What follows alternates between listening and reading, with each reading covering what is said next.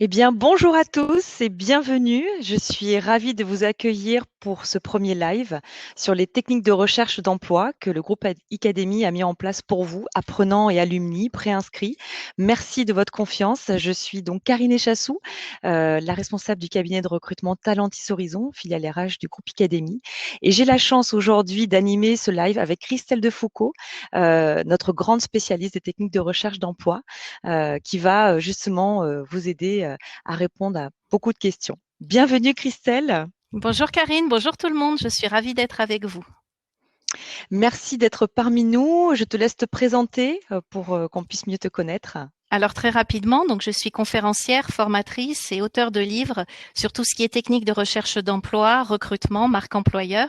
Et je suis un ancien recruteur et c'est à ce titre que je pourrais vous donner des conseils aujourd'hui durant ce live. Oui, tout à fait. C'est ce qui nous rapproche, Christelle, toi et moi, c'est cette passion pour le recrutement, aider nos candidats à se valoriser et avoir confiance en eux dans leur démarche de recherche d'emploi. Donc, vous êtes nombreux à nous avoir rejoints. On est vraiment ravis de vous accueillir et on va pouvoir répondre à toutes vos questions. Vous allez voir effectivement donc sur la droite de votre écran la possibilité de poser toutes vos questions en live. N'hésitez pas. Nous sommes là pour ça. Toutes les questions, nous allons essayer de les traiter à chaque fois. Hein, voilà, on fera au mieux pour vous répondre au maximum à toutes vos interrogations. On va d'abord évidemment parler de comment améliorer son CV. Donc, on va dérouler ensemble beaucoup d'astuces et on parlera ensuite de comment rédiger sa lettre de motivation. Alors, Christelle, on va commencer par une première question. Si tu avais un seul conseil à me donner à propos du CV, quel serait-il? Alors, si je devais choisir un conseil, ce serait de ne pas écouter tout le monde et peut-être de savoir faire son marché. Pourquoi je dis ça? C'est parce qu'il n'y a pas une vérité en recherche d'emploi, parce que la recherche d'emploi est une science humaine avec d'un côté des candidats, de l'autre des recruteurs. Les recruteurs sont des êtres humains et donc il n'y a pas une vérité, il n'y a pas une seule technique qui fonctionne, mais des techniques qui fonctionnent. Et donc le conseil que je peux donner aux personnes qui suivent ce live, c'est de se dire, quand on me donne tel argument, tel conseil, est-ce que ça me correspond? Est-ce que j'ai intérêt à l'appliquer? Je le fais et puis surtout, je ne décide pas que c'est la vérité parce que si ça ne fonctionne pas, j'essaye autre chose. Et pourquoi est-ce que je dis, Karine, que ce n'est pas une vérité? C'est parce que justement, et surtout sur le CV, vous allez entendre une chose et son contraire. Hmm. Des personnes vont vous dire un CV en une page, d'autres en deux pages, il faut une photo, il ne faut pas de photo, il faut des couleurs, il ne faut pas de couleurs. Et du coup, on ne sait plus du tout, entre guillemets, à quel sein se vouer. Et donc là, il faut écouter son cœur, il faut faire fonctionner son intelligence, il faut aussi voir ce qui correspond à notre secteur et puis surtout tester, tester et dès que ça ne fonctionne pas, essayer autre chose. Bien sûr, il faut vraiment lui tordre le cou à ce CV, hein, Oui, finalement, hein, comme tordre le cou comment dirais-je, aux à idées tout ce qu'on peut, reçues. voilà, aux idées reçues, effectivement. Et c'est vrai que tu as raison, souvent, parfois, on donne un conseil, hein, effectivement, moi aussi, ça m'arrive, hein, dans mon travail au quotidien, d'accompagner, donc justement, de donner des conseils sur le CV. Et c'est vrai que la personne me dit, ah oui, mais j'ai entendu le contraire. Donc, voilà, je crois qu'il y a aussi une question, en fait, qu'on se pose souvent, c'est en combien de temps un recruteur va lire un CV. Parce que finalement, il y a quand même, je crois, quelque chose à préciser à nos participants aujourd'hui. Alors, il y a des moyennes qui ont été établies. Et surtout, ce qu'il faut se dire, c'est que les recruteurs vont lire très très rapidement un CV. Donc c'est pour ça qu'il ne faudra pas mettre absolument toutes les informations, mais uniquement les informations essentielles. Alors pour donner des chiffres, en 2019, fin 2019, on disait que les recruteurs passent en moyenne entre 7 à 8 secondes sur un CV. Pourquoi est-ce que c'est si court? C'est parce que les robots recruteurs ont également été pris en compte, tous ces logiciels qui permettent de faire des premiers tris de CV. Donc 7-8 secondes, c'est très peu. Je me souviens qu'il y a 4 ans, quand j'ai écrit mon premier livre, on disait qu'en moyenne, un recruteur passait 30 secondes sur un CV. Donc vous vous Oui, rendez compte en 4 ans à quel point ça a pu évoluer. Alors ça ne veut pas dire que tout le monde va passer 7-8 secondes sur un CV. C'est bien entendu une moyenne.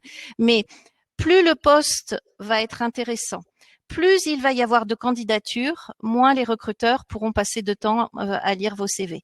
Et ça, c'est vraiment quelque chose qu'il faut toujours faire, c'est prendre son CV et se dire, mettre un chronomètre et se dire, qu'est-ce que je peux lire en 7 secondes. Qu'est-ce qu'il ressort de mon CV en 7-8 secondes? Et c'est un exercice qui fonctionne vraiment très bien. Et si on peut pas le faire soi-même, parce que c'est très difficile de juger soi-même son propre En outil, effet. à ce moment-là, on le donne à quelqu'un et on lui dit, note qu'est-ce que tu as noté en 7-8 secondes.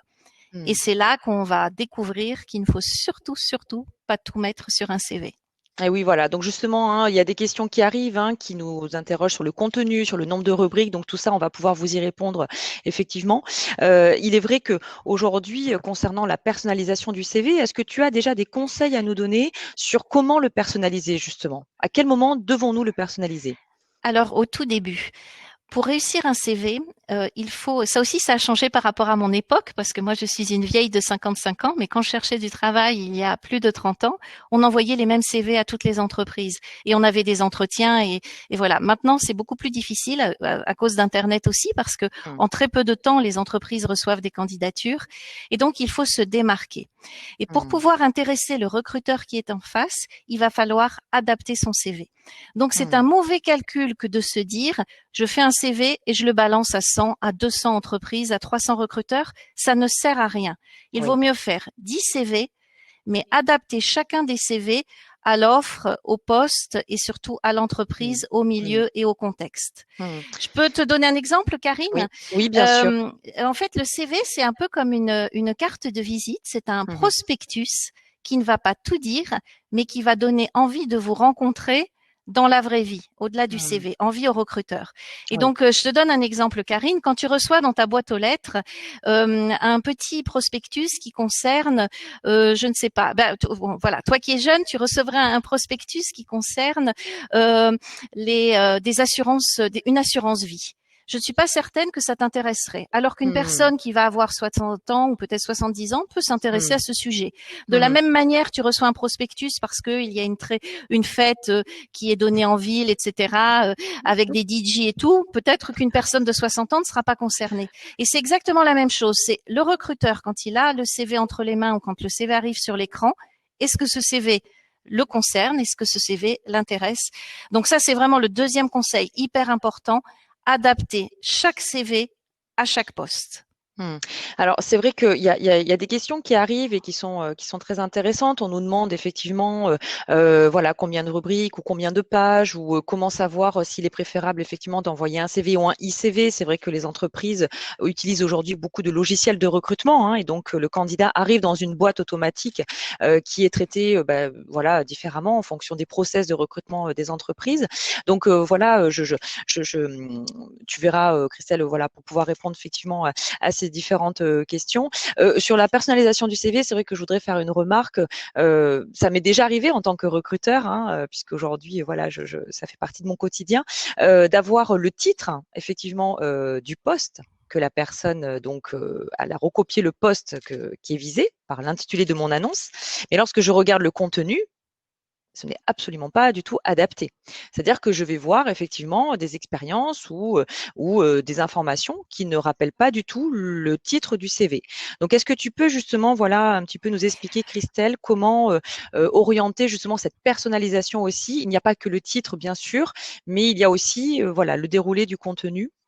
Alors déjà, tu as insisté sur un point vraiment essentiel qui est le titre du CV.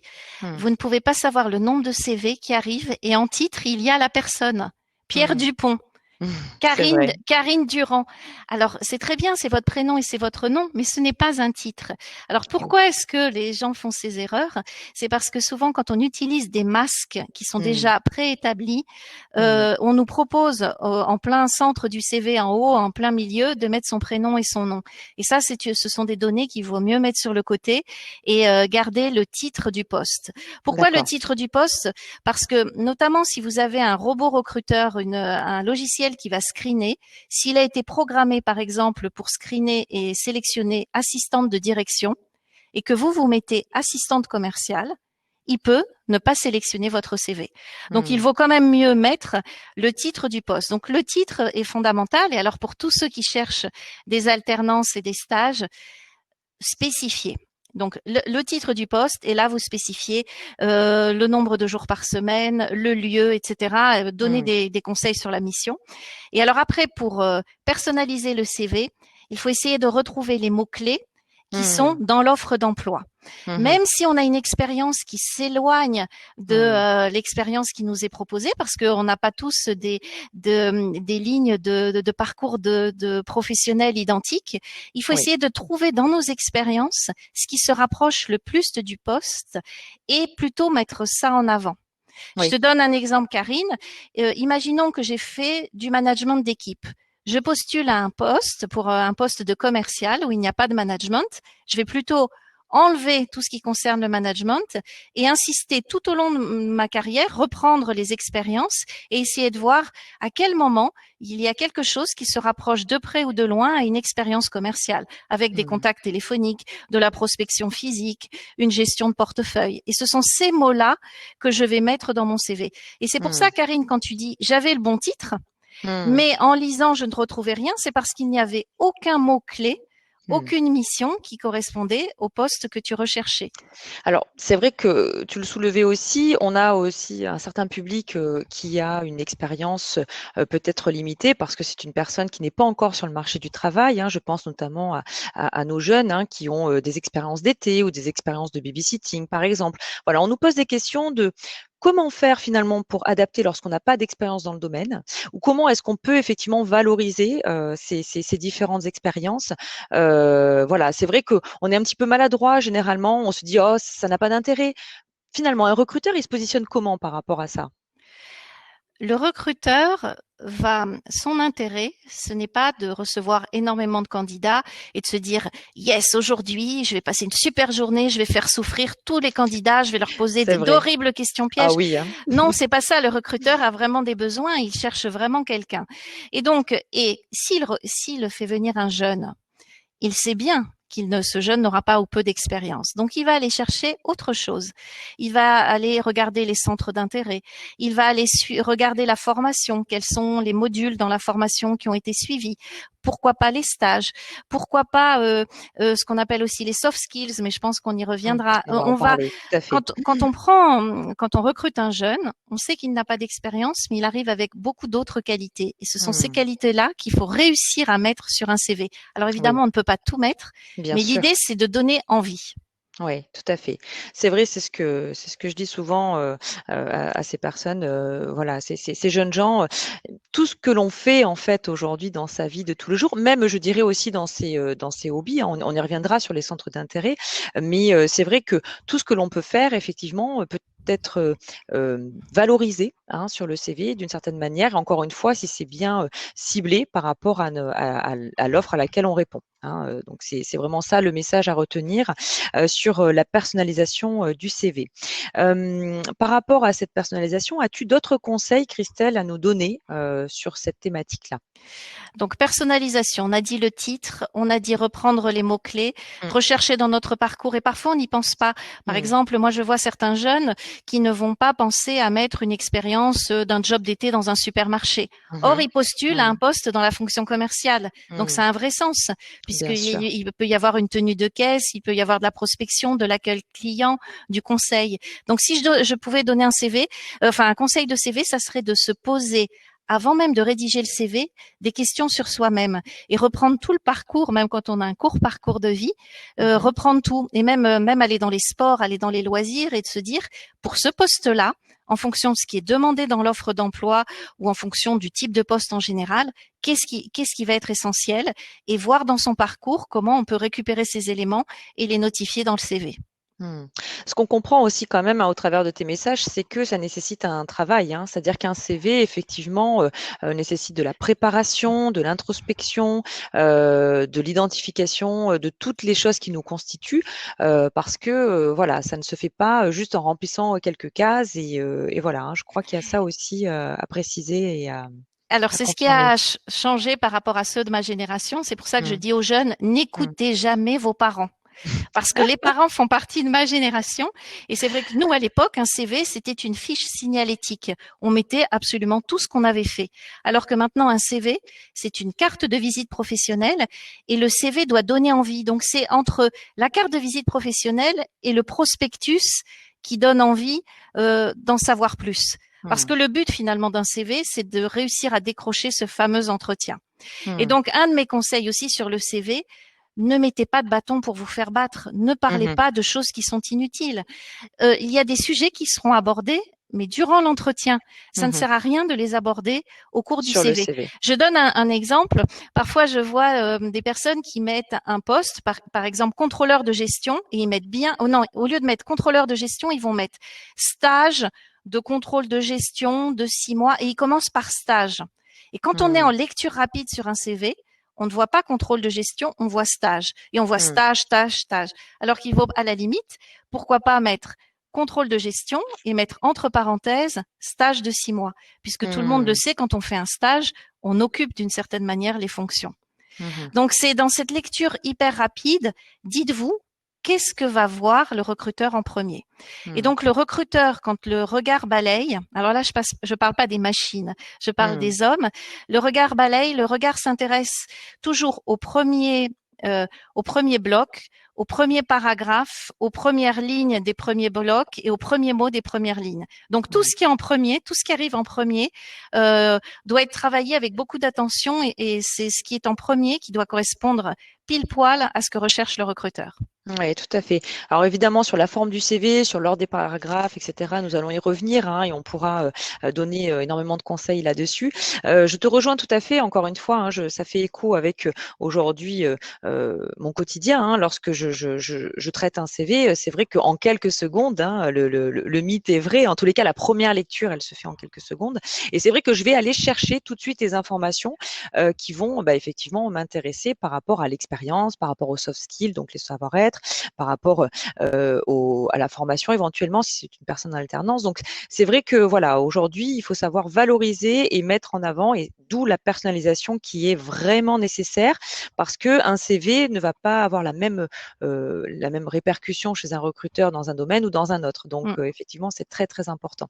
Alors, par rapport à la personnalisation du CV, bon, on a des questions effectivement, notamment lorsqu'il y a ce qu'on appelle un trou dans le Mm. CV, Les fameux trous. le fameux trou. Le fameux trou, bon, comment faire pour traiter ce fameux trou qui fait peur? Alors, déjà, je voudrais rassurer les personnes qui nous écoutent. Il paraîtrait que les recruteurs, suite à l'épisode Covid que nous venons de vivre, vont être un peu moins sensibles aux trous parce que ils savent bien que le monde a été arrêté pendant 2 mois, a été gelé et que nous serons beaucoup à avoir des trous dans notre CV, même eux. Voilà, Mhm. donc ça c'est la première chose. Après, il y a une technique qui est de ne pas raisonner obligatoirement en moi. Alors c'est Mhm. pas toujours facile, notamment quand on est étudiant, qu'on a fait un Oui, stage de 3 mois, mais quand on a des oui. expériences un peu plus longues, on peut le faire. Plutôt que de dire, je sais pas, on reprend le poste d'assistante de direction, plutôt que de dire de 2017 de septembre 2017 à janvier 2018, on Mhm. mettra à ce moment-là l'année 2017-2018. Le fait de Mhm. raisonner en année permet que les trous soient moins Oui, évidents. oui, Quitte à mettre entre parenthèses, si c'est un stage de 6 mois. bien Mais sûr. on démarre par cette année-là et du coup le recruteur va regarder vite et les trous seront moins évidents. Ce qu'on peut faire aussi, c'est justifier une période de trou, essayer de savoir aussi à quoi correspond ce trou. Par exemple, ça peut être parce qu'on a suivi à un moment des études, des MOOC, valoriser un tour du monde, pourquoi pas, on peut tout à fait le mettre. Mhm. Mhm. Euh, Tout à fait. si on est en reconversion ou en formation chez Académie, que juste avant on voit et qu'on a des trous, on peut aussi plutôt mettre en premier le pavé formation. C'est-à-dire qu'on insiste sur la formation qu'on est en train de faire en ce moment et on va mettre l'expérience professionnelle un peu plus derrière. Parce qu'encore une fois, le recruteur regarde toujours ce qui est en premier. Et ça permet que les trous soient moins visibles. Et puis Mhm. bon, après, il faudra de toute façon les assumer une fois en entretien parce que la vie, on n'a plus des parcours comme ça. Maintenant, Oui, la oui, tout vie est à fait. faite d'écueils et, Complètement. et ces périodes. Alors pour les trous dans le CV, moi je parle de périodes de transition professionnelle. Je trouve que c'est plus Mhm. valorisant Bien que sûr. période de chômage. Et Mhm. nous pouvons tous vous pouvez tous valoriser vos expériences de transition professionnelle. Bien sûr, bien sûr. Et puis je crois aussi pour donner confiance aux jeunes gens, hein, qui se disent mais je n'ai aucune expérience, ou allez peut-être j'ai fait un mois d'un job d'été. Mais en fait, tu le disais en introduction, le recruteur reste un être humain. Effectivement, il y a aussi cette notion-là où je crois beaucoup dans ça, dans ce message qu'il faut faire passer, que nous restons tous des êtres humains et que c'est très très important effectivement de faire valoir ces qualités humaines. Et dans la personnalisation du CV, en fait, c'est pour ça que je pense que tu parles de cette carte de visite qui va faire transpirer quelque part qui on est. Et c'est pour ça qu'il faut que ça soit à notre image. Il ne faut pas qu'il y ait de décalage effectivement entre un petit peu notre personnalité et finalement ce que le recruteur va pouvoir voir en entretien. Donc c'est vrai qu'il faut, je crois, voilà aussi savoir être soi sur un CV et En fait, c'est toute la difficulté. C'est qu'il faut que le mmh. CV vous corresponde, il faut que ça soit votre outil, il faut que vous le trouviez beau, il faut Mmh. qu'il vous plaise parce que vous allez travailler avec ce CV, mais en Mmh. même temps, il faut qu'il touche le cœur du recruteur. C'est-à-dire qu'en gros, il doit partir de votre cœur, de qui vous êtes et de ce que vous pouvez apporter, et il doit toucher le recruteur par rapport à ce qu'il cherche et par rapport à son besoin. Et alors, si je devais faire passer un message aux jeunes qui se disent je n'ai pas d'expérience, moi je reçois en permanence des messages privés sur LinkedIn de jeunes qui me disent au secours, j'ai un entretien Oui, dans la semaine prochaine. Qu'est-ce que je vais dire si on me dit que j'ai pas d'expérience? Alors déjà, quand les recruteurs vous convoquent, ils savent que vous n'avez pas d'expérience, donc leur but c'est pas de vous coincer là-dessus. Et puis surtout, dites-vous que vous avez beaucoup de choses qui sont très précieuses pour les oui, entreprises que nous tout à n'avons fait. pas. Par exemple, les jeunes vont avoir des capacités d'adaptation, d'adaptabilité que nous n'avions, enfin que moi nous n'avions pas à leur âge. Mmh. Ils sont ouverts au monde. Ce sont des jeunes qui voyagent. Ils sont alertes au niveau des langues. Mmh. Ils sont ouverts aux différences.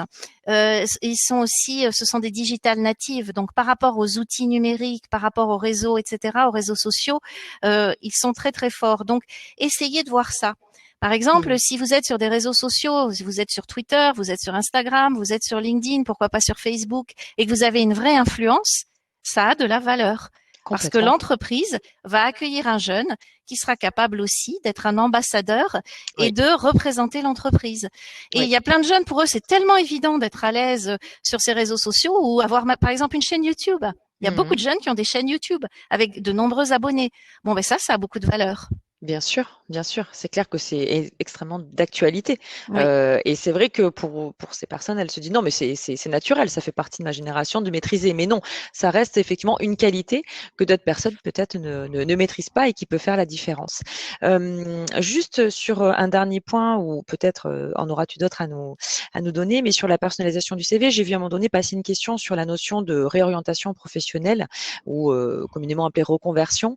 C'est vrai que chez Academy, nous accompagnons beaucoup de personnes effectivement à se réorienter et passent des diplômes dans des filières sur lesquelles elles n'ont aucune expérience.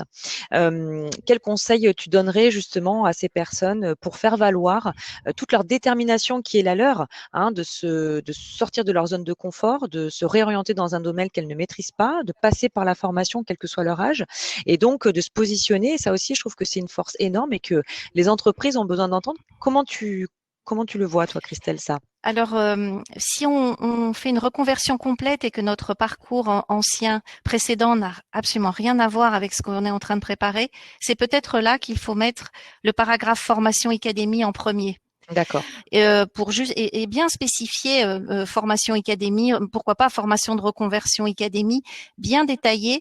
Et c'est là qu'il faut utiliser la formation académie, c'est-à-dire Mmh. faire ressortir les modules de formation qui ont un lien avec le poste visé. Si à un Mmh. moment, pendant la Oui, formation tout académie, à on a fait. été amené à faire un stage, à suivre une formation spécifique, spécifier ça. Donc plutôt valoriser ce paragraphe formation.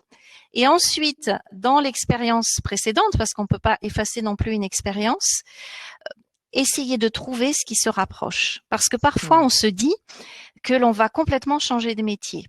Et on change complètement de Eh oui, métier. Sauf que tout dans à fait. l'ancien métier, il y avait des choses et des éléments qui font qu'on a découvert des appétences, qu'on a découvert des qualités, des compétences et qui nous amènent à postuler, enfin à aller vers cette reconversion. Et c'est ces Mmh. éléments-là qu'il faut retrouver. Par Mmh. exemple, si on va dans la fonction commerciale, regardez dans le parcours que l'on a eu avant, tout ce qui était lié à la fonction commerciale. Tout à Si on fait. est dans l'assistanat également, si on se reconvertit vers un poste de community management, alors qu'on n'en a jamais fait avant et qu'on avait une carrière très classique avant, essayez de voir tout ce qui est lié à la communication. Tout Mmh. ce qui est lié aussi à la création de contenu, que ce soit contenu écrit, contenu visuel, et on retrouve toujours beaucoup de choses. Alors ça ne veut pas dire qu'il faut tout effacer le reste, mais en tout cas c'est ces éléments-là qu'il faut mettre en premier sur le CV. Et alors justement, ça me fait penser à quelque chose, Christelle, c'est à la personnalisation du CV aussi en fonction de l'annonce. C'est-à-dire que des postes équivalents, en tous les cas sur des titres équivalents, peuvent avoir des missions confiées qui ne sont pas toujours similaires.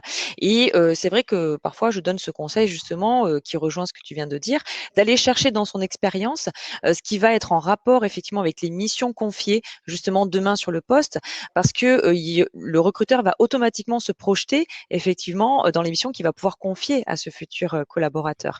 Donc voilà, je crois aussi qu'il y a cette possibilité d'adapter aussi en fonction de l'annonce.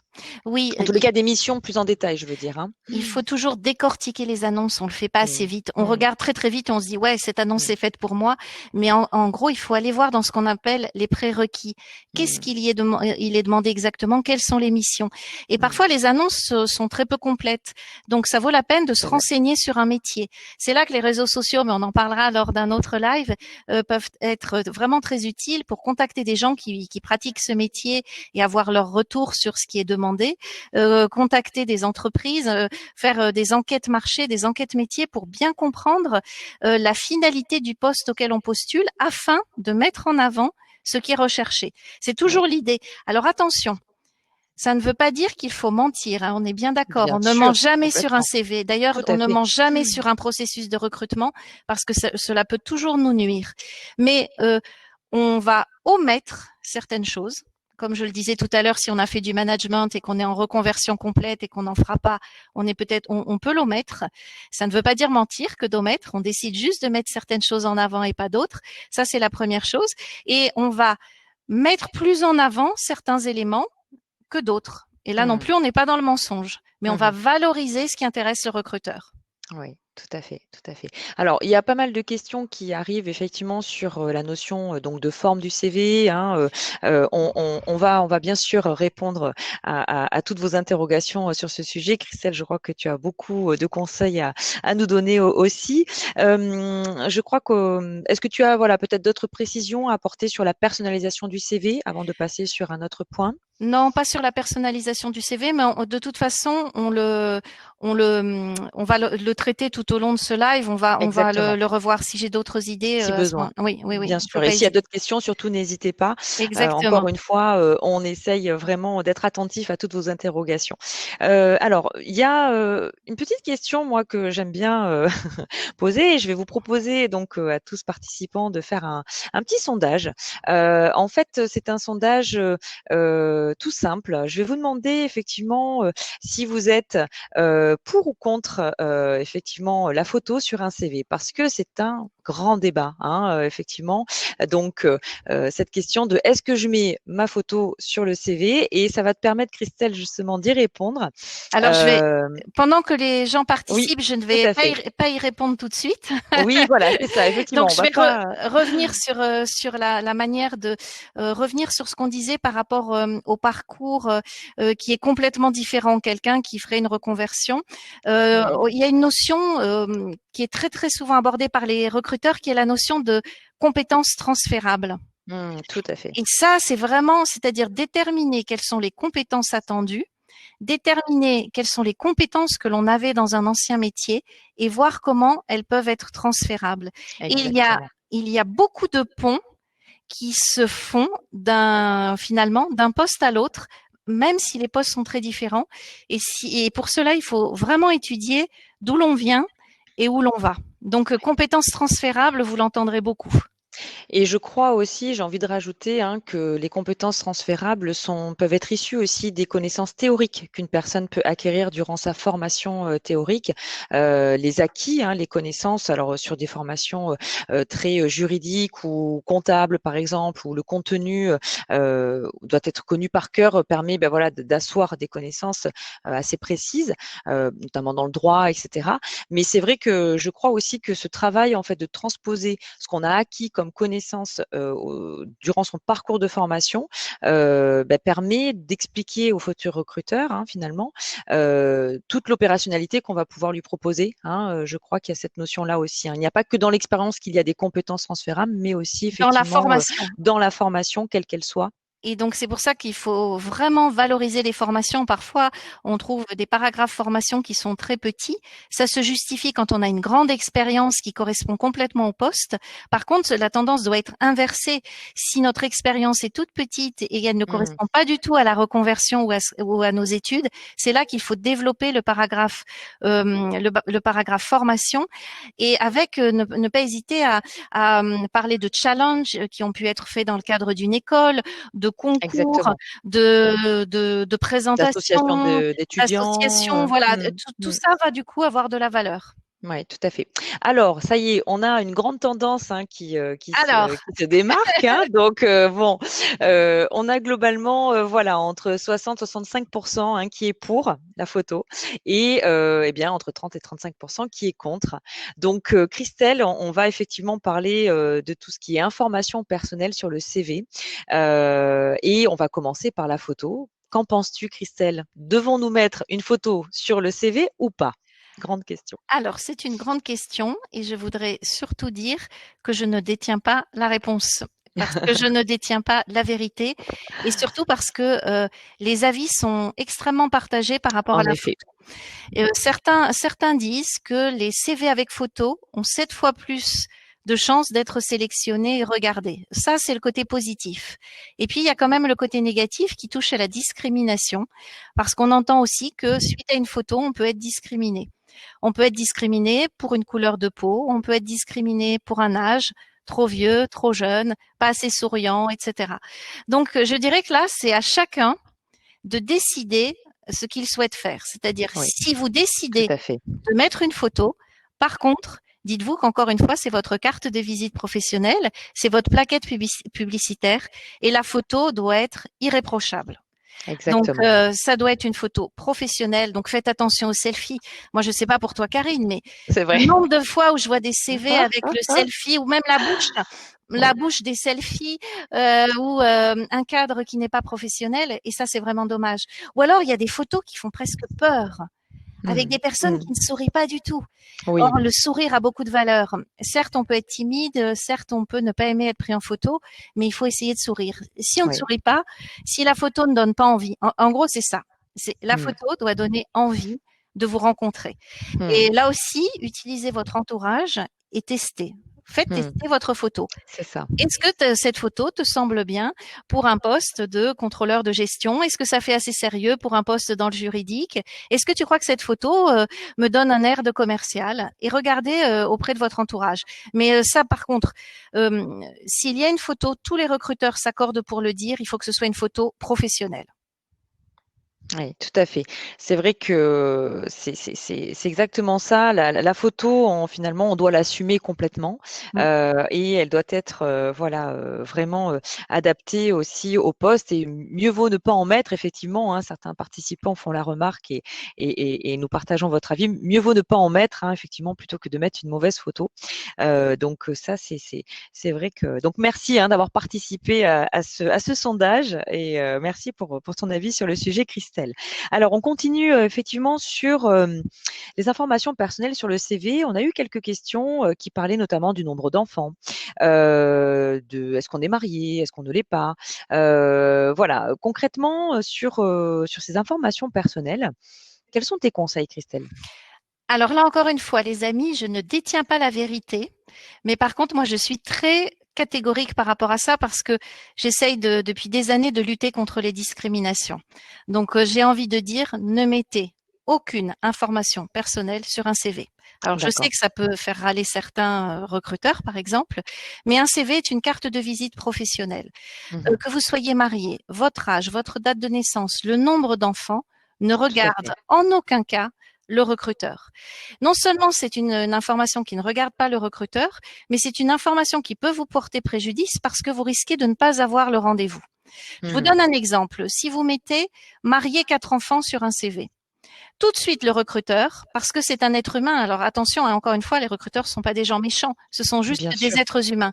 Et comme ce sont des êtres humains, ils vont fonctionner avec des a priori. Donc quand on reçoit un CV avec marié 4 enfants, on se dit tout de suite, oh, et, elle va partir très tôt, elle risque d'être absente souvent, et puis peut-être qu'elle va C'est en vrai. avoir un cinquième. Il y a énormément de schémas qui Mmh. s'inscrivent en fait et dans notre esprit, et on ne voit presque plus que ça. Et on Eh ne oui. va pas donner la chance à quelqu'un qui a 4 enfants, qui est super bien organisé et qui pourrait très Mmh. bien gérer le poste, de Tout se à fait. présenter à nous. Alors Quelque part, pardon, de te couper, quelque part, on alimente en fait finalement les croyances, sociétales en donnant ce type d'informations en fait, hein, et les préjugés, hein, des préjugés, et on n'est pas dans ce qui est attendu pour un mmh, poste mmh, professionnel, enfin un poste dans un cadre professionnel. Le côté, mmh, la sphère personnelle, en fait, ne doit bien pas sûr. être prise en jeu ni traitée. Alors attention, ça ne veut pas dire, parce que moi j'ai souvent ça quand je dis vous ne mettez rien sur le CV, pas votre nombre d'enfants et tout. On me dit ah mais oui, mais si on me le demande en entretien, c'est complètement autre chose, parce que Complètement. vous aurez eu l'entretien. Le souci, c'est d'avoir l'entretien. Parce qu'une fois qu'on est face au recruteur, il y a le côté humain qui passe, il y a la relation, on a commencé à se vendre. Alors que sur un CV, on est un bout de papier. Donc, quand on est Mmh. un bout de papier et qu'on met une info personnelle, le bout de papier part à la poubelle. Mmh. Par contre, si on ne la met pas, qu'on a l'entretien et qu'à un moment la question vient, alors qu'elle est interdite, mais bon, même si elle vient quand même, on est en mesure d'y répondre et de se défendre comme un professionnel. Et donc, moi, je vais même encore plus loin, à la mode un petit peu anglo-saxonne. Je conseille même de ne pas mettre d'adresse. Mmh. Est-ce que tu peux justement expliquer pourquoi? Alors, l'adresse personnelle peut être un sujet, peut-être sujet à discrimination. Je m'explique. Soit vous habitez, imaginons que vous habitiez loin et vous postulez Mmh. à un poste qui est 1 heure de route. Vous mettez votre Oui, adresse. Premier réflexe du recruteur, il voit votre adresse, il se dit oh, mais cette personne habite c'est vrai. vraiment trop loin, je ne vais Eh pas la oui. prendre. Il est capable de vous discriminer sur une adresse alors qu'il ne vous a pas rencontré, que peut-être vous allez venir en moto au travail, peut-être que vous avez prévu de déménager. En tout cas, si vous postulez, c'est que vous êtes en mesure de prendre le poste, et lui va vous discriminer sur l'adresse. Donc, il y a Mmh. ces cas-là, il y a aussi des connotations. On n'a pas la même image quand on habite dans certains quartiers, je pense certains quartiers Eh oui, parisiens ou tout de à fait. grandes villes. Et on peut être jugé sur une Eh adresse. oui. Ça avait un sens à mon époque. À mon époque, il n'y avait pas Internet. On recevait des enveloppes chez nous Eh oui, avec les tout à fait. fameuses réponses positives ou négatives des recruteurs. Mais Eh oui. maintenant, ça n'a Mmh. plus aucun sens. Alors, Mmh. je modère mon propos. Si par contre vous avez décidé de postuler auprès d'une entreprise qui est près de chez vous, Mmh. là, Oui, là, ça a du sens. mettez votre adresse, parce que là, ça a du sens. Et là, tout de suite, le recruteur va se dire, alors c'est pas bien hein, s'il se dit ça, mais il peut se dire, il va rester plus tard, je pourrais faire appel à lui ou à elle en cas d'urgence, il ne viendra pas en retard, etc. Et là, ça devient une vraie plus-value. Donc, c'est dans ces cas-là que je modère par rapport à l'adresse. Mais je me permets vraiment d'insister, notamment pour les étudiants. Moi, j'ai pas mal d'étudiants, par exemple, qui habitent Marseille et qui postulent à Paris et qui me disent je comprends pas, je reçois, j'ai aucune réponse. Et Eh je oui. leur demande mais est-ce que vous mettez votre adresse sur votre CV? Et tous la mettent. Mmh. Et oui, mais c'est vrai que c'est un réflexe. Quelque part, si on prend les modèles de CV qu'on va trouver sur internet, voilà, automatiquement, il va y avoir, ce qu'on mettait avant, donc marié, nombre d'enfants, l'âge, c'est vrai, voilà, ça reste dans les schémas, que l'on a pu connaître. Donc tu vois, certains participants effectivement, font la remarque de dire: «Ah bah oui, tiens, c'est vrai que je n'avais jamais pensé à ça», voilà, donc merci beaucoup pour ce conseil Christelle, effectivement Alors justement, sur l'adresse. à la place, vous mettez dans les coordonnées personnelles, donc plutôt sous la photo, enfin sous la Mmh. photo, enfin plutôt sur un côté, plutôt le côté gauche d'ailleurs, Mmh. sachant qu'au centre se trouve l'intitulé du poste auquel vous postulez. Vous mettez votre prénom et votre nom de famille. Alors juste attention, on voit plein de CV avec le nom de famille d'abord et le prénom Oui, c'est ensuite. vrai, c'est C'est vrai. hyper impersonnel. De Oui, oui, Foucault c'est vrai. Christelle, c'est pas pareil que Christelle de Foucault Christelle. On me Tout à voit fait. déjà je suis déjà quelqu'un. Donc le prénom, le nom de famille. En dessous, le numéro de téléphone, pas deux téléphones portables, un seul numéro de téléphone portable. Et encore en dessous, une adresse mail.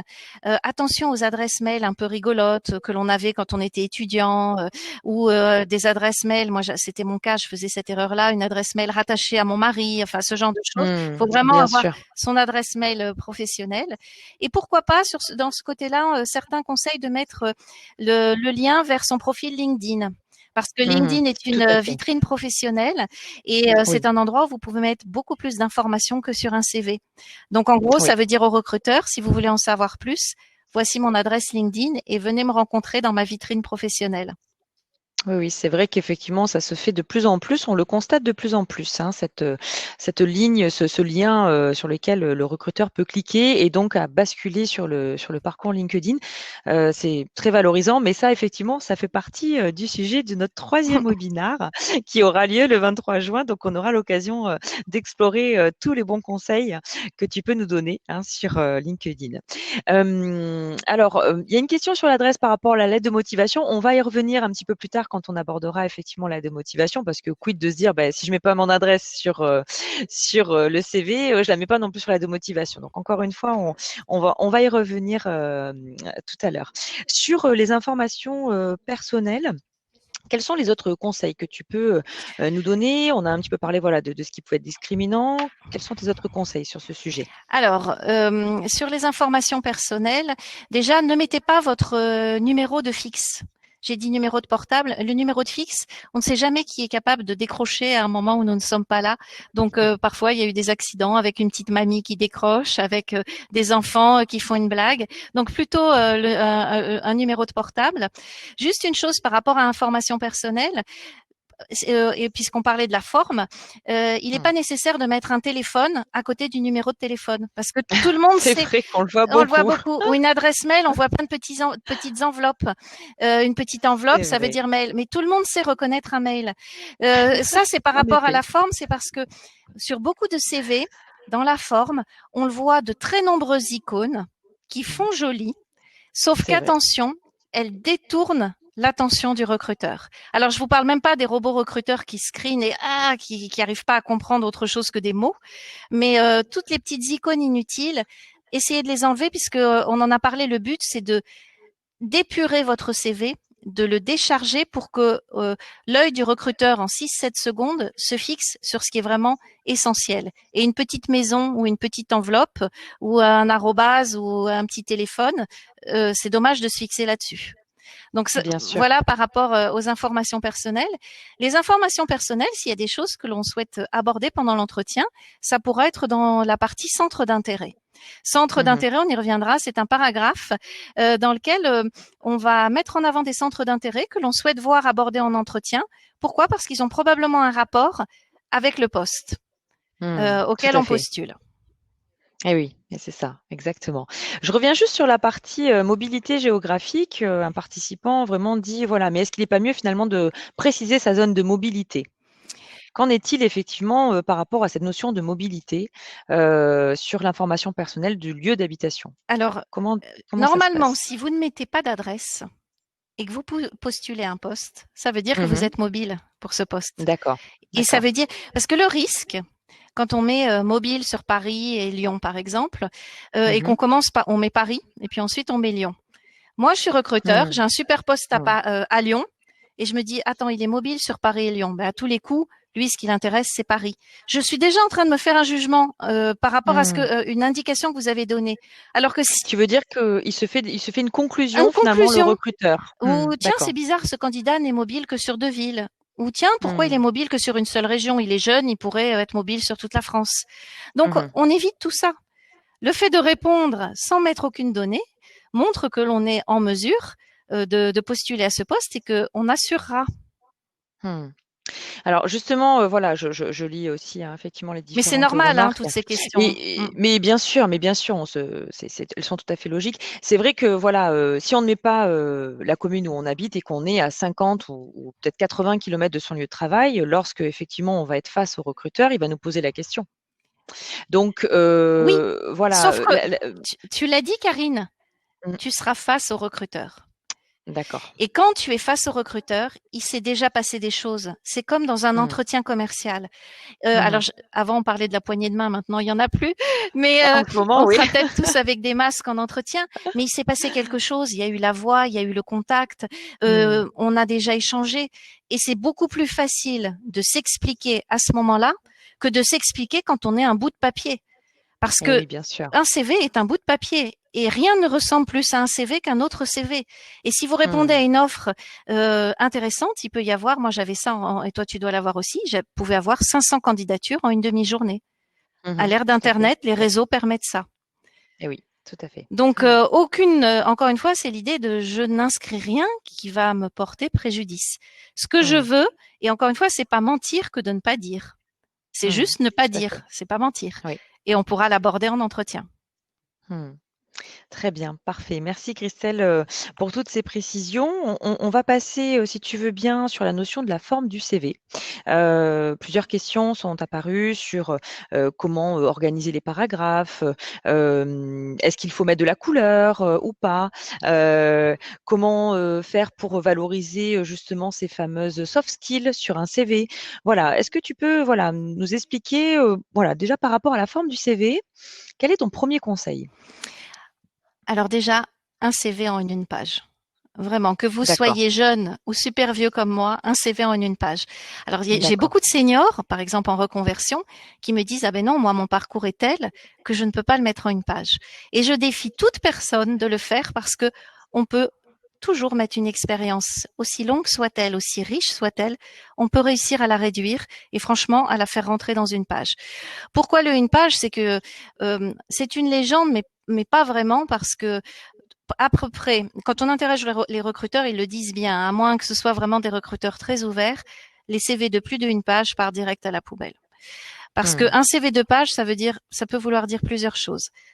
Peut vouloir dire, je suis face à un senior, et donc là, je vais le discriminer. Pourquoi? Parce que c'est un Mmh mh. senior avec tout ce qu'il peut y avoir comme a priori sur les seniors, trop vieux, trop lents, pas assez malléables, etc. Je ne dis pas que ce sont des vérités, hein, je dis que ce sont des a priori. Donc un CV long, ça veut dire que c'est un CV de senior, et un CV Mmh. de junior entre guillemets long, ça veut dire que c'est quelqu'un qui ne sait pas résumer, Mmh. qui ne sait Eh pas oui, aller à d'accord. l'essentiel. Et je vais rechercher ça dans les soft skills. Donc, c'est vraiment le CV carte de visite. C'est le CV qu'on regarde en 6-7 secondes. Et si on a des métiers, par exemple, je pense aux métiers de comptable, contrôleur de gestion ou des métiers dans l'IT très pointus, très techniques, où il peut y avoir besoin de beaucoup plus d'informations, on peut avoir un CV plus détaillé. Mais à ce Mmh. moment-là, c'est un D'accord. autre outil. Le CV carte de visite permet d'avoir l'entretien. Le Oui. CV détaillé peut être donné en entretien si on veut vraiment rentrer dans le sujet. Donc, le Mmh. premier conseil sur la mise en page, c'est un CV d'une page.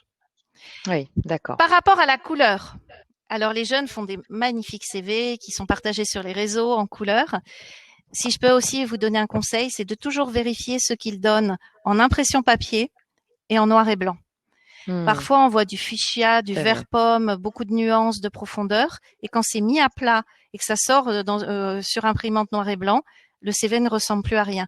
Ou alors de magnifiques CV sur l'écran, par exemple avec des fonds noirs et des textes en blanc et qui ne Ah donnent plus oui, rien en papier. à l'impression. Et je ne sais pas pour Mmh. toi, Karine, mais la plupart des recruteurs ne choisissent jamais un CV sur l'écran. Ils impriment, Mmh. surtout quand on en a beaucoup. Alors quand on a 3 CV qui arrivent, on les regarde sur l'écran, mais quand on en a 50, on les imprime. Oui, oui. Et on les imprime pas en couleur. On les Oui, imprime en tout à noir et fait. blanc. Mmh. Alors sur l'impression par contre, je dirais qu'aujourd'hui, je le vois, hein, au sein du cabinet Talentis Horizon, c'est vrai qu'on imprime un petit peu moins les CV parce que, bah, voilà, vu la volumétrie de candidats que l'on reçoit, on a envie de se dire: «Bon allez, on va peut-être pas tout imprimer». Mais par contre, ce que je constate quand même, c'est que le CV personnalisé, des fois on a des CV Indeed. Mmh. Donc voilà, ça revient aussi, hein, parfois à cette notion de e-CV où finalement le job board, donc le site d'emploi, oblige le candidat donc à formaliser le CV d'une manière qui ne lui est pas propre. Et systématiquement, lorsqu'on reçoit un CV Indeed, moi je dis à l'équipe de recruteurs, surtout vous demandez un CV Mmh. personnalisé. Et on envoie tout de suite un mail au candidat en disant, voilà, on a bien reçu votre candidature, c'est super, mais on a vraiment besoin de mieux comprendre votre parcours parce que les CV Indeed parfois atténuent finalement le parcours professionnel. Donc ça rejoint, hein, c'est pour compléter un Mmh. petit peu ce que tu disais sur la personnalisation. Attention, Indeed est un job board extraordinaire qui vous donne accès à beaucoup d'offres d'emploi. Vraiment, moi, en tant que recruteur, je vous conseille euh, d'envoyer votre CV personnalisé. Parce que le CV Indeed, il est vraiment anonyme finalement et il ne reflète absolument pas tout ce que vous êtes. Et donc, voilà, ça te permet de poursuivre sur la partie forme du CV. Et donc, je te laisse reprendre la main. Mais on a aussi parfois des CV, par exemple, formatés par Pôle emploi, etc., qui sont très bien Oui, faits, hein, comme Indeed, mais que les candidats nous envoient eux-mêmes. Et ça, c'est dommage, encore une fois, pour les mêmes raisons. C'est-à-dire que dans ces CV-là, on remplit des cases. Mais le exactement. recruteur, ce qui l'intéresse, il va pas chercher ce qu'il y a dans les cases. Ce qui l'intéresse, c'est le candidat pour le poste et donc de pouvoir extraire très vite. Et si vous maîtrisez la forme de votre CV, vous pouvez beaucoup plus facilement extraire. Et donc, j'en Hmm. viens à ce souci de forme. Faites attention. Si vous utilisez des formats, des templates déjà qui sont déjà conçus, et il y en a partout, hein. Il y a beaucoup d'offres faites gratuites, hein, complètement gratuites. Mhm. On peut même en faire sur PowerPoint, sur Word. Voilà, mais si vous utilisez des masques, faites très attention que ce ne soient pas des masques figés. Oui. Parce que justement, un CV doit pouvoir être corrigé hyper facilement. Inverser une expérience, mettre une expérience avant l'autre, passer le pavé formation en premier, puis le mettre en deuxième, mettre en avant certains mots, etc. Enlever ce fameux prénom et nom en plein centre à la place du titre. Et il faut donc avoir la main sur le masque. Ça, c'est vraiment. Mhm. Après, j'ai pas de conseil de masque, hein, mais vraiment prenez la main et choisissez des masques qui vous permettent d'être. On parle beaucoup de ça dans les soft skills actuellement. C'est toutes les notions d'agilité. En fait, Complètement. l'agilité, vous devez l'avoir quand vous êtes en poste et vous devez l'avoir quand vous êtes en recherche d'emploi. Et quelqu'un qui Mhm. en recherche d'emploi est agile, c'est quelqu'un qui va pouvoir très très vite adapter son outil à ce qu'il voit en face pour plaire à celui qui est en face. Oui, tout à fait. Alors justement, ça me fait penser à quelque chose aussi. Ça m'arrive parfois de télécharger un CV via notre outil de recrutement, hein, et le CV se télécharge en PDF. Et là, je dirais aussi de conseiller peut-être, je ne sais pas ce que tu en penses, Christelle, mais de conseiller au candidat de télécharger, de voir ce que ça donne son CV lorsqu'on le télécharge en PDF, parce que des fois, on a des surprises. Il y a des décalages, Mm. ou alors on voit effectivement la fameuse tabulation. Voilà. Est-ce que tu me rejoins là-dessus, Oui, hein, sur cette notion de imaginer le CV dans toutes ses formes, hein, finalement, parce que de toute façon, c'est un grand conseil. Enfin, le vrai conseil aussi, n'envoyez jamais un document Word, même un document Word, un CV Word, envoyez toujours un CV en PDF. Pour une question mmh, aussi toute simple, c'est que si vous mettez par exemple en haut à gauche votre adresse LinkedIn, comme vous serez en PDF, il suffira au recruteur d'aller cliquer dessus pour aboutir sur votre profil LinkedIn. Mais le PDF va permettre de figer votre CV, de regarder ces notions-là, et surtout si votre CV se promène dans une entreprise, vous allez être certain qu'à un moment, il n'y a pas quelqu'un qui va faire parce qu'il est sur votre CV, il a son curseur, il peut effacer une ligne, il peut faire une mauvaise manipulation et votre en CV, effet. entre guillemets, détruit va continuer à tourner dans l'entreprise. Et ça, c'est vraiment dommage. Tandis que quand il est en PDF, vous sécurisez votre CV. Et aussi là, je prône pour la paroisse des recruteurs quand même un petit peu, parce que comme tu le dis, ce sont des personnes bienveillantes. Il faut aussi mettre le nom et le prénom quand on enregistre son CV en Oui, PDF, parce que quand on a un CV avec des chiffres, pour le recruteur, en fait, qu'est-ce qu'il va faire? Il va enregistrer le CV donc dans sa base de données qui est liée à son offre, et il va devoir renommer le CV en fait. Donc vraiment, un conseil, faciliter aussi la vie des recruteurs en nommant voilà votre CV avec votre nom de famille, votre prénom bien orthographié aussi. Ça va éviter aussi aux recruteurs de mal orthographier votre nom de famille et votre prénom.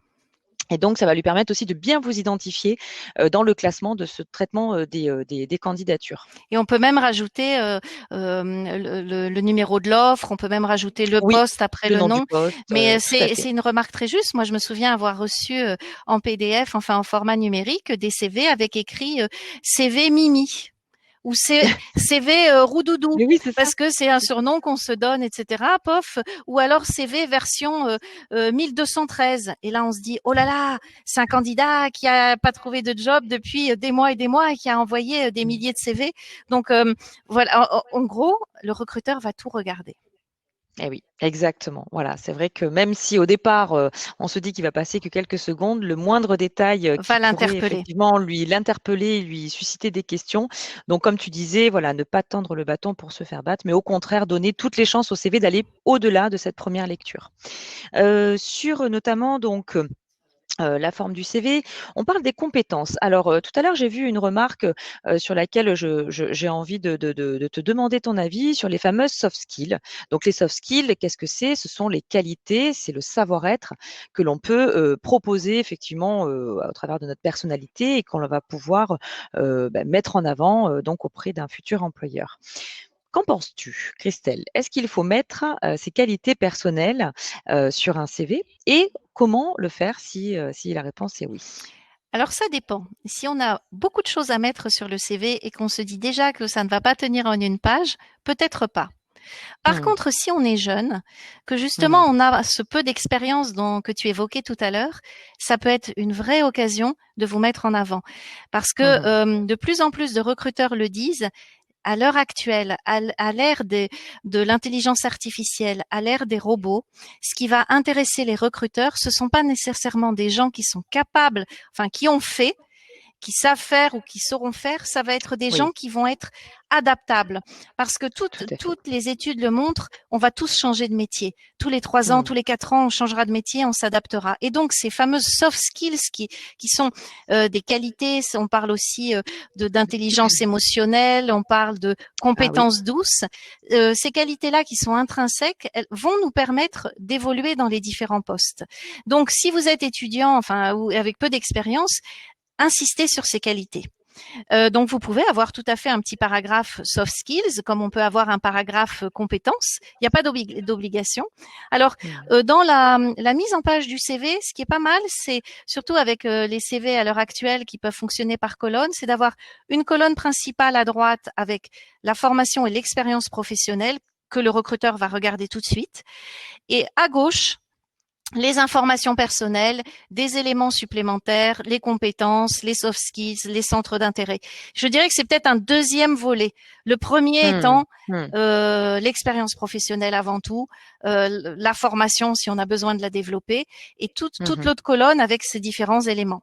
Oui. Soft skills, vous pouvez l'intituler qualité également. Le but, par contre, ou savoir-être, hein, d'un côté savoir-faire et de l'autre savoir-être. Par contre, on ne veut pas une liste de courses. Donc, ça sert à rien de donner 10, 15 qualités et de Exactement. les énumérer en liste. Ce qu'il faut, c'est les justifier. Et ça, c'est le secret Mmh. d'un CV. Mais d'ailleurs, c'est aussi le secret des entretiens. C'est à Exactement. chaque fois que je dis quelque chose, je le justifie. Et il vaut mieux que je Je donne dise un exemple. une seule Mmh. chose et que je l'explique plutôt que 10 choses comme des listes. Ça va. Alors, je te laisse donner l'exemple, justement.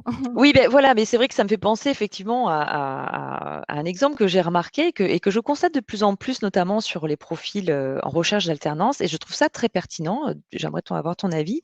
Les personnes qui ont fait des stages font ressortir les qualités personnelles qu'elles ont pu développer justement lors de ce stage. Moi, je trouve ça très pertinent parce que tout de suite, ça permet d'identifier ce que la personne a pu acquérir. Bon, bien sûr, en termes de compétences, mais c'est vrai que sur un stage de 2 mois ou de 3 mois ou même d'1 mois, parfois, on n'a pas pu apprendre beaucoup de compétences opérationnelles. Par contre, en termes de savoir-être, on a été dans l'entreprise, on a dû s'adapter à un environnement professionnel peut-être auquel on n'a pas été habitué et on doit voilà, se dépasser et on doit faire preuve de certaines qualités. Et j'ai trouvé ça très pertinent. Donc vraiment, moi, je trouve ça très bien. Comme tu le disais si justement, de pouvoir illustrer ses qualités personnelles avec un exemple et avec effectivement une expérience, quelle qu'elle soit. Elle peut être issue d'un centre d'intérêt, elle peut être issue d'une action de bénévolat ou elle peut être issue tout simplement d'un stage ou d'un job d'été ou alors bien sûr d'une expérience pour des personnes plus expérimentées qui ont un parcours professionnel plus long. Mais voilà, j'ai trouvé ça très très bien par rapport à cette évolution qu'on a pu constater sur les CV. Et alors justement, il y a deux solutions dans ce que tu dis. Soit au fur et à mesure que je décris mon expérience, je consacre peut-être une petite ligne pour parler des soft skills développés, c'est-à-dire je le fais dans le corps du texte, soit Oui. je fais un paragraphe séparé avec soft skills, j'en choisis 3. Ça peut être par exemple je sais pas, l'empathie, la capacité à résoudre des problèmes complexes, l'adaptabilité, la gestion d'équipe, enfin bon, voilà, j'en choisis 3, 4 et entre Mmh. parenthèses, je décline. Si j'ai envie Mmh. de dire que je suis quelqu'un d'adaptable, donc adaptabilité, je décline. Ben, ça peut être tout simplement 10 déménagements en 15 ans. Il y a des Eh oui, jeunes bien qui, sûr. quand on s'interroge, on discute avec eux, ont une vie qui a fait qu'ils ont développé des soft skills. Quelqu'un qui a Mmh. déménagé en 15 ans 10 fois, c'est quelqu'un d'adaptable. Et pas Mmh. besoin d'avoir une expérience professionnelle pour pouvoir dire je suis adaptable. Parce qu'on va Bien le sûr. justifier comme ça.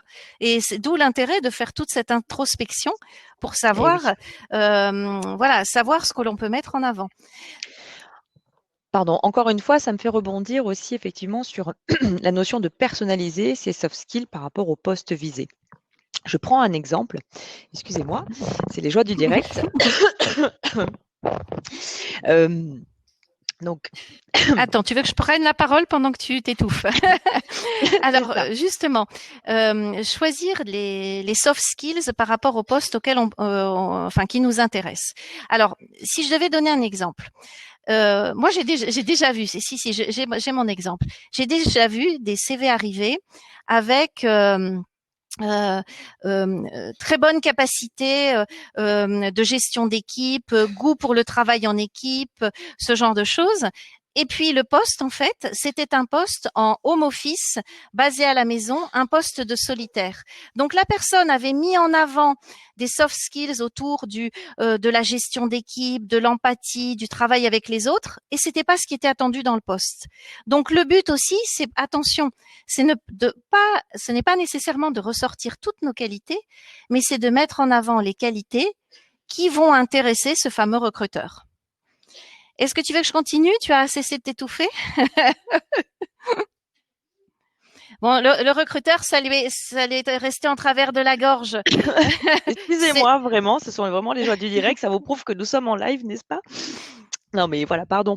Merci Christelle d'avoir rebondi. C'était justement ce que je voulais dire. C'est que j'avais un exemple d'un candidat qui était extrêmement attentif au travail en équipe et qui postulait sur un poste où il devait être itinérant et seul. ben voilà, Et je lui le ai dit, même voilà, exemple. attention, même si le poste vous attire, il ne faudra pas mettre que vous aimez travailler en équipe parce que ce n'est pas du tout les qualités recherchées effectivement pour le poste. Donc, merci d'avoir pris le relais et d'avoir euh, été là au moment où je m'étouffais. Alors, donc, sur la forme du CV, Karine, une petite oui, chose, oui, on va l'aborder puisqu'on parle de la forme et notamment des soft skills. oui. Alors là, c'est un appel que je lance à tous les jeunes Mhm. parce qu'il y a une mode de ce qu'on appelle des curseurs ou des jauges. C'est-à-dire qu'on va voir, par exemple, empathie et on voit de 1 à 5 et la personne se met 4. On voit des Oui, jauges, alors parfois c'est des numéros, parfois ce oui, sont des ronds, des étoiles, parfois des étoiles, parfois des pyramides. oui, des Et alors, barres, oui. on le trouve pour les centres d'intérêt, on va le trouver pour les langues. Donc, on voit par exemple anglais et on voit 3 barres sur 5. Alors là, même si c'est hyper joli, hein, je ne dis pas que les CV ne sont pas beaux, sauf que mettez-vous à la place du recruteur qui est en train de se dire Tout à fait. anglais, 3 barres sur 5. Alors, 3 barres sur 5, est-ce que ça veut dire qu'il parle un anglais courant, pas courant, etc. Donc, faites hyper attention à ces jauges parce que ça fait de très, très jolis CV. C'est beaucoup proposé dans les masques, mais je pense que c'est pas obligatoirement adapté à des recruteurs qui vont regarder les CV très vite. Enfin, je sais pas Et ce que tu en penses, Karine, ah, mais mais je suis parfaitement d'accord avec toi. C'est la première réflexion que je me fais quand je vois un CV et que je vois autonomie 80%. Je me dis, mais on sent en plus que ça part d'un sentiment de vouloir être humble finalement, hein, d'avoir. C'est comme ça que le candidat se positionne. Donc, quand il fait ça, c'est pour démontrer son humilité. Mais vraiment, effectivement, je partage tout à fait ce point de vue. Il vaut mieux ne pas mettre de jauge parce que déjà, c'est toujours difficile de se jauger soi-même et ça peut être mal interprété. Donc, en effet. Par contre, il vient plusieurs questions sur la notion d'anglais, de langue. C'est vrai qu'on se pose toujours la question de comment faire pour parler de son niveau d'anglais. Quels sont tes conseils à ce sujet? Alors, là aussi, faites attention, ne mentez jamais. En Parce effet. que ça, c'est un grand truc de recruteur. On voit par exemple anglais courant et le candidat est face à nous, puis on va lui dire I would like you to introduce yourself. You have 5 minutes. Is it possible for you? Et là, grand silence. Et le Oui. candidat nous dit, il nous répond en français. Donc attention de vraiment mettre le vrai bon niveau de langue, parce que si vous avez un peu exagéré sur votre langue, on peut penser que vous avez exagéré sur plein d'autres choses. Et ça, c'est un Oui. des indicateurs. Sachez-le, c'est un secret de recruteur. Je devrais peut-être pas le dire, mais c'est On est là pour ça. voilà, c'est quelque chose qu'on va vraiment regarder parce que on peut l'évaluer tout de suite et on peut se dire est-ce qu'il exagère ou pas. Et après, on peut avoir l'a priori de penser que vous avez exagéré aussi sur d'autres choses. Alors, attention à des. Moi, ce que je vois aussi, c'est parfois anglais lu, Mmh. écrit, Mmh. parlé. Mmh. Alors On moi, le je voit un peu moins quand même, ça. Il y a d'autres il y en a, manières, mais on voilà, voit intermédiaire, on voit scolaire, on voit, scolaire, débutant, chinois oui, débutant. Donc, professionnel, bilingue, voilà. Alors déjà, alors, on voit, oui. dans ce que je viens de Mmh. citer, sachez que lu, écrit, parlé, ça n'est pas vendeur. Ça ne donne Mmh. pas envie au Mmh. recruteur. Donc, le recruteur a besoin de savoir si vous êtes bilingue, si vous parlez un anglais courant, etc. Donc, moi, dans les niveaux, ce que j'aime bien, c'est anglais bilingue, c'est quand on est natif. Même Mmh. si on parle Tout super à bien fait. anglais, on n'est jamais bilingue. Par contre, quand on a une double nationalité ou quand on est né dans le pays, là, on peut mettre bilingue. Ensuite, il y a anglais courant, ça veut dire être capable dans la langue, d'être suffisamment à l'aise, même si on n'a pas un très bon accent, mais Oui. de pouvoir parler à la fois d'un point de vue professionnel, mais de pouvoir aussi aller sur un registre personnel qui est plus difficile, parler de politique, parler d'économie, de sujets qui ne sont pas liés au travail. Ça, c'est l'anglais courant. Oui. Le niveau en dessous, pour moi, c'est on peut mettre en dessous anglais courant, ça pourrait être anglais professionnel. Ça veut dire que on n'a pas un super niveau, mais dans le cadre de professionnel, on peut se débrouiller par écrit, on peut se débrouiller à l'oral, et ça, c'est mieux que débutant ou intermédiaire. Intermédiaire, c'est un mot pauvre. Il Oui, c'est veut vrai. rien dire. Ouais, qui est pas valorisant en plus, C'est pas hein, valorisant, anglais mmh. intermédiaire ou voilà. Oui. Alors que professionnel, alors il y Mmh. en a qui vont mettre professionnel ou qui vont mettre un petit niveau en dessous, opérationnel. Mais si Mmh. on est chinois débutant, on ne le met pas parce que Mmh. ça n'intéresse personne que l'on soit débutant sur un sujet. Eh oui, tout à fait. Tout à C'est fait. ça, c'est ça. Et par contre, si on a des examens, par exemple, si on a passé le TOEIC, bon bah quelqu'un qui a 950 au TOEIC ou Bien 930, ça sûr, vaut la bien peine de le sûr. mettre. Par Ou le contre, niveau C1, C2, voilà, on peut mettre mmh. ces niveaux, mais sachez qu'il y a des gens qui ne connaissent pas obligatoirement ces Oui. niveaux-là, donc leur mettre avant professionnel ou courant ou opérationnel. Opérationnel, ça peut être une idée aussi. Et alors, imaginons que vous soyez un peu rouillé. Vous aviez avant un anglais courant, puis ça fait un moment que vous ne le pratiquez plus. C'est dommage de mettre débutant alors que vous aviez un anglais courant ou de mettre intermédiaire alors que vous aviez un anglais courant. Là, c'est un petit conseil de recruteur pour l'entretien. Préparez une phrase en anglais ou dans la langue pour dire que vous n'avez pas parlé depuis un moment, mais que ça va revenir très vite. Oui, I'm tout à sorry, fait. I didn't speak English for 10 years, but I think it will come back easily. Mmh, Et là, mmh, hop, tout de suite, vous avez répondu en anglais et vous dites, je suis pas super bon, mais ça revient, j'ai su parler. Et mmh. hop, le doute est levé. Le problème que l'on a, notamment en France, c'est que les Français, s'ils n'ont pas un super bon niveau, n'osent pas parler et répondent en français. Mmh, Et tout là, à c'est la fait. grosse erreur. Donc, Ouais, pareil pour le français, l'anglais, l'espagnol. Enfin, ouais. voilà. Donc, c'est un vrai sujet, les langues. Eh oui, tout à fait. Alors, ça me fait penser à quelque chose qui est un petit peu en décalé par rapport à ce qu'on est en train de dire, mais qui m'a fait rire et franchement, je voulais avoir ton avis. Je recrute actuellement donc des collaborateurs pour renforcer notre équipe et ce sont des postes, des annonces en français et parfois je reçois des CV de candidats en anglais. Alors, Alors moi, par exemple, je l'assume, je ne suis absolument pas bilingue et j'ai un niveau d'anglais extrêmement euh, faible parce que c'est pas quelque chose que j'utilise et ce n'est absolument pas en plus une compétence que je recherche. Et ben quelque part, ça me gêne. Donc voilà, donc j'ai envie de dire aussi attention à cette notion d'envoyer un CV en anglais. Ça donne le sentiment au recruteur de la personne qui veut se valoriser sur quelque chose alors que elle est à côté, pardonnez-moi, de la plaque parce que c'est pas du tout ce qu'on recherche comme compétence. Vous voyez ce que je veux dire?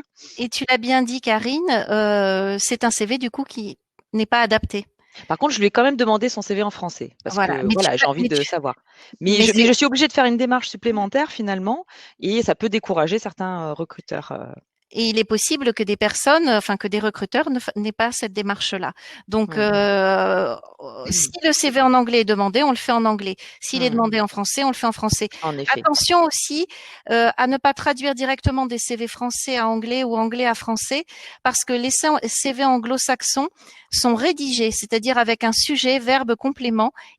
Ça peut être des CV qui font plus d'une page, parce qu'il n'y a pas cette règle dans les pays anglo-saxons. Et un CV français ne se rédige pas du tout de la même manière. Il y aura pas de phrase écrite dans le CV français. Donc attention à ça. Pour les gens qui ne parlent pas du tout les langues, ne faites pas de pavé langue. Vous ne le Mmh. mettez pas. Mmh. Oui, Ou tout à alors fait. vous le distillez dans la formation. Mais ça sert à rien de mettre un pavé langue qui va nous porter préjudice.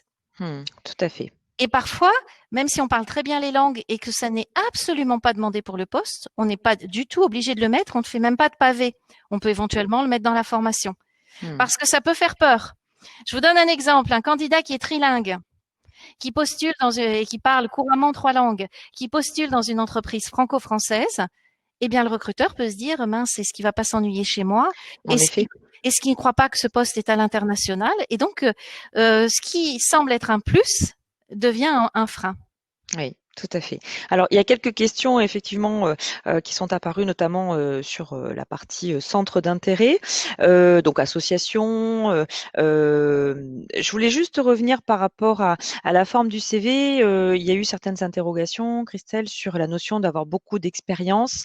Peut-être que ça rejoint effectivement ce que tu disais en introduction, de savoir personnaliser finalement son CV, hein, et donc de savoir mettre finalement que ce qui est intéressant par rapport au poste ou par rapport à l'annonce effectivement, hein, qui est visée. Donc sur cette notion de raccourcir effectivement. Raccourcissez, vraiment Mmh, raccourcissez et ne vous dites pas, sous prétexte que mon expérience a duré 15 ans, je mets un gros pavé, alors mmh, que là, j'ai fait un stage de 6 mois, je mets un tout petit pavé. Pas du tout. mmh, mmh, Ça fonctionne pas comme ça. mmh, L'expérience de 15 ans, moi, c'est mon cas par exemple, 20 ans d'expérience dans les télécoms, je mets une seule mmh. ligne. Une seule Ouais, ligne. ouais. Pourquoi? Parce que ce qui va intéresser, c'est le fait que j'ai été recruteur, c'est le fait que j'ai été consultante en accompagnement, et c'est ça que l'on va développer. Donc la taille des paragraphes ne doit pas être liée à la durée dans le poste, elle doit être liée à l'intérêt par rapport au poste auquel on postule. Alors justement, il y a aussi un quid de se dire quand j'ai beaucoup d'expériences diverses et variées, parce que soit j'ai beaucoup bougé d'une manière géographique, ou alors il est vrai qu'aujourd'hui il y a plus d'offres en CDD qu'en CDI, donc j'ai accumulé les petites expériences. Dois-je mettre autant de lignes que d'expériences? Comment je dois finalement ne pas dévaloriser finalement mon parcours parce que ça pourrait faire croire aux recruteurs que je ne suis pas stable finalement. Alors ça, c'est une question qui arrive souvent et c'est vrai que Mmh. nous n'avons plus des parcours de vie complètement linéaires et on peut avoir ça s'appelle chez les recruteurs, on appelle ça des parcours en saut de puce. C'est-à-dire, Mmh. voilà, on passe d'une expérience à l'autre. Alors, juste pour revenir avant d'aborder ce sujet à ce que tu as dit tout à l'heure, un petit conseil aussi, ne mettez pas dans votre CV entre parenthèses CDD, CDI, etc. Ne mettez pas Mmh. de la même manière vous n'allez pas démarrer, parce que parfois on voit dans un CV, je sais pas si tu en as vu, mais on voit Mmh. CDI, comptabilité, CDD, assistanat de gestion, etc. Non, vous mettez le poste, le type de contrat n'a rien à faire dans un CV. C'est un Bien autre sûr, sujet. bien sûr. Ce qui compte, c'est de savoir que vous avez occupé ce poste. Parfois même, il n'est même pas nécessaire de mettre en intérim. C'est Parce vrai, que en intérim, vous avez occupé la fonction. tout à Donc fait. voilà, ça c'était pour clarifier. Et enfin, on n'est pas obligé de mettre toutes les expériences, notamment quand on fonctionne en année. Mmh. Si dans une année, on a eu 2, 3, 4 entreprises, on peut décider de n'en mettre qu'une sur le CV. Le CV, c'est l'outil qui va permettre d'avoir le rendez-vous, qui donne Et envie. oui, c'est ça. Et c'est ça en fait qu'on C'est oublie. C'est-à-dire qu'on a On oublie l'impression qu'il ça. faut tout mettre sur le Non, CV alors que non. Non, et c'est même pas ce qui est demandé par les recruteurs. Les Exactement, recruteurs veulent qu'on mette ce qui va les intéresser. bien C'est sûr. un petit peu comme dans les prospectus. Je ne sais pas si vous avez vu les prospectus pour des villages vacances, etc. Il y a très peu de mots. Il y a très peu de Mmh. mots. Il y a des photos. Ça va donner envie. Et ensuite, on vous dit d'aller dans un site où là, vous allez avoir plus d'informations. Le principe du CV carte de visite, c'est justement le CV qui va, comment dire, déclencher cet entretien. Et ça, il faut qu'on Mmh. l'ait vraiment Bien sûr. à l'esprit. Tout à fait. Alors, je te propose qu'on termine le sujet du CV sur les centres d'intérêt, hein, puisqu'après on va aborder effectivement la fameuse lettre de motivation. Voilà. Alors, les centres d'intérêt. Eh, écoute, c'est Alors, vrai les qu'on se centres demande, d'intérêt. alors moi on a vu une question qui est, est-ce qu'il y a des mauvais centres d'intérêt? Qu'est-ce que tu Alors, en penses, Christelle? juste une chose avant d'aborder ce sujet, je vais reculer un peu parce que je Oui, commence je à vois que être en plein tu es soleil exactement. voilà, et à cuire complètement et je pense qu'on va plus me voir. Donc voilà, j'ai reculé le plus possible. D'accord. Donc par rapport au centre d'intérêt, alors déjà essayez attention au titre. On voit souvent des paragraphes, les paragraphes centre d'intérêt avec écrit divers. C'est vrai. Mais C'est vrai. divers, ça fait poubelle. Ça veut rien dire Ça ne donne finalement. pas Mmh. envie. Mmh. Centre d'intérêt, c'est beaucoup plus valorisant. Ne mettez un paragraphe centre d'intérêt que s'il a un intérêt. Mmh. C'est-à-dire que mettre un paragraphe centre d'intérêt parce qu'on nous a dit de le faire et pour mettre dans le paragraphe vélo, course à pied, lecture, ça n'a pas d'intérêt. Mmh. Par contre, si vous voulez mettre vélo et que là vous détaillez vélo en compétition, pratique du vélo depuis 15 ans, Oui. vélo en club, Tour de France en vélo, etc. et que vous avez de quoi développer et discuter, ça vaut la peine. Parce que c'est ça, les centres d'intérêt, c'est comme tout le reste, c'est comme les soft skills, les compétences et tout. Ce ne sont pas les listes qui nous intéressent. Ce sont les 2, 3 centres d'intérêt qui vont avoir un sens par rapport au job. Mmh. Tout à Donc, fait. tout ce qui est associatif, ça a énormément de valeur. Tout ce qui va être sportif, le sport à haut niveau, et puis tout ce qui est aussi original. Mmh. Oui. Quelqu'un qui a une passion un peu originale, moi je me souviens d'une candidate qui collectionnait les dés à coudre. Elle Mmh. était capable de s'enflammer par rapport à sa collection de dés à coudre. Elle en avait plus de 30 000. Elle faisait un tour de France par rapport à ça. Elle négociait des prix. Elle avait créé un blog et donc il y avait de nombreuses soft skills qui étaient autour de ces dés à coudre. Et en plus, vous pourrez chercher sur Google, c'est un nom très bizarre, Digitali, je sais pas quoi, personne savait ce que c'était. Donc là, ça a un vrai intérêt. Mais si c'est pour être un peu banal et ne rien avoir à dire, ça sert à rien. De toute façon, on n'est pas tous obligés, pour être des bons professionnels, d'avoir des centres d'intérêt. Hein.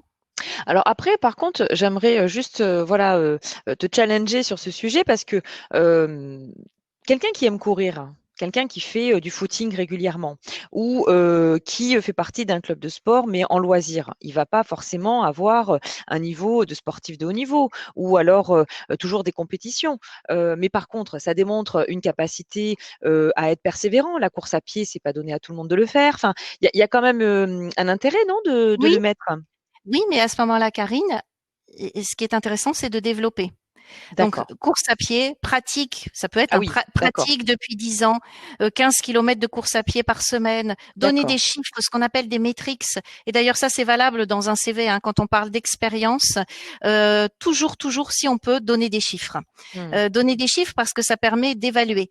Pareil, mmh. course à pied, ben, on met si on a fait le marathon de New York, par exemple. Enfin, on met des Mmh. choses. Et même si on n'a pas fait des choses exceptionnelles, le fait de courir tous les jours, ça veut dire qu'on est hyper endurant. Et ça, bien Mmh. entendu, ça a de la valeur. Mmh. D'accord, très bien. Est-ce qu'il y a d'autres choses, que tu souhaites, rajouter par rapport au centre d'intérêt avant qu'on passe sur l'autre sujet, qui nous intéresse aujourd'hui, la lettre de motivation? Alors, il faut faire aussi attention pour les centres d'intérêt de très bien connaître son sujet. Mmh. On a parfois, par exemple, des personnes qui nous disent centre d'intérêt, exposition de peinture ou peinture, etc., qui se retrouvent face à un recruteur hyper calé et qui En commence effet. à les challenger là-dessus, et ça pose un problème. Par exemple, passionné de cinéma, il faut être capable d'assurer sur les films, Mmh. être capable de dire quels étaient les derniers films au Festival de Cannes.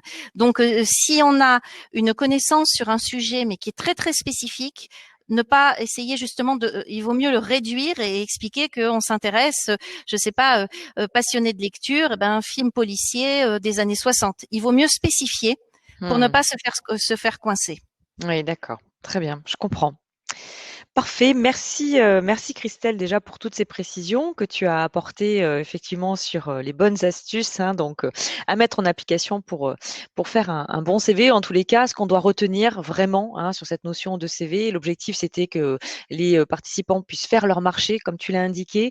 Un petit mot pour résumer sur justement cette notion de comment faire un bon CV, hein, pour résumer tous tes propos. Alors, comment faire un bon CV? Ne vous mettez aucun frein. Écoutez votre cœur. Passez du temps. Parce que c'est votre outil d'entrée. Ce n'est pas qu'un bout de papier, c'est vraiment votre outil d'entrée. Passez vraiment du temps. Utilisez le regard des autres et mettez-vous dans la peau d'un recruteur et dites-vous toujours qu'est-ce qu'il va voir, qu'est-ce qu'il Hmm. comprend dans ce que je dis. Et alors, une petite chose, Karine, importante que je voudrais rajouter, ce sont les fautes d'orthographe. Je sais qu'il y a Ah oui, en voilà, effet. des personnes qui me disent ah mais c'est Hmm. pas grave les fautes d'orthographe à notre époque. Sauf que pour Ah, des vieux comme moi, c'est ah, mais pour hyper tout le monde. grave. Les fautes d'orthographe, je vous assure, quand je Oui. reçois un super CV, que je commence à le lire et que je vois 3 à 4 fautes d'orthographe, la personne descend de son piédestal. Hmm. On n'est pas tous, attention, c'est pas parce qu'on est bon en orthographe qu'on est un bon professionnel. Par Bien contre, quand sûr. on sait qu'on est mauvais en orthographe, il faut le faire relire. Hmm. Vraiment, c'est essentiel. Les fautes d'orthographe, attention à ça. Et aussi, attention à la manière de rédiger votre CV. C'est-à-dire que si vous décidez d'utiliser, on voit beaucoup de CV comme ça, plutôt des verbes. Par exemple, dans les compétences, vous allez Hmm. mettre gérer une équipe, organiser des réunions, prospecter des clients. Vous décidez de mettre des verbes. C'est votre choix. À ce moment-là, mettez des verbes partout. Parce que ce qui est très désagréable dans la lecture, c'est quand on voit prospecter des clients, donc un verbe, organisation d'un portefeuille, gestion Hmm. Hmm. des Hmm. appels Je vois. et ensuite relancer les clients. Et dans Oui, la tout à fait. lecture, Oui, oui, rapide, c'est plus heu, c'est cohérent. c'est dissonant, c'est plus Hmm. cohérent et ça Hmm. s'assimile presque à des fautes d'orthographe puisqu'on est un peu dans des qualités d'écriture. Oui. Donc vraiment choisissez. Alors moi je sais que personnellement il y a des gens qui conseillent les verbes. Moi j'aime mieux les noms, c'est-à-dire j'aime mieux dire gestion d'équipe, Mhm. organisation, etc. Mais là Là, chacun est c'est différent ça. hein, par rapport à Là, ça. encore une fois, il faut être à l'aise sur aussi la capacité de rédiger effectivement ces compétences qui nécessitent un travail, comme tu le disais en amont, de faire ressortir effectivement d'une manière synthétique ces compétences. Mais même dans l'expérience métier, quand on décrit l'expérience, il faut décider de ce que l'on met. Soit on met Hmm. des noms, soit on met des verbes. Oui. Essayez aussi de mettre des exemples, ce qu'on appelle ces fameux métriques. Par Hmm. exemple, management d'équipe. Si Oui. vous avez managé, moi ça m'est arrivé une fois, la personne en face à moi avait mis sur son CV management d'équipe et je lui dis mais vous managiez combien de personnes? Il réfléchit un peu et il me dit j'hésite 15 000 entre 15 000 et 16 000. Ah bon? C'était un ancien officier de l'armée. Mais Ah là, oui. c'est un vrai sens. C'est pas du tout pareil de manager Ah oui. 16 000 personnes et d'en manager 3. Tout à Donc, fait. donner des chiffres. Pareil, parfois on voit sur les CV augmentation du chiffre d'affaires et on a un chiffre d'affaires donné. Un chiffre d'affaires n'a pas de valeur parce que Il quand n'y a on est pas de dans le point de pétrole, comparaison. mais voilà, dans le Hmm. pétrole, on Hmm. raisonne en Hmm. milliards et dans Bien une sûr. petite entreprise qui va démarrer, on va raisonner en cas euros. Donc Bien sûr. là, essayez plutôt de mettre des pourcentages. Et oui, de progression. Tant de pourcentage de Hmm. progression sur le chiffre Hmm. d'affaires. À chaque Tout fois que à vous fait. écrivez, dites-vous, est-ce que l'autre comprend? Exactement, Est-ce que l'autre exactement. comprend Comment ce ça que lui j'écris? parle? Voilà. D'accord, très bien. Merci Christelle, vraiment, j'espère que ça a répondu, voilà, à toutes les questions, de nos participants.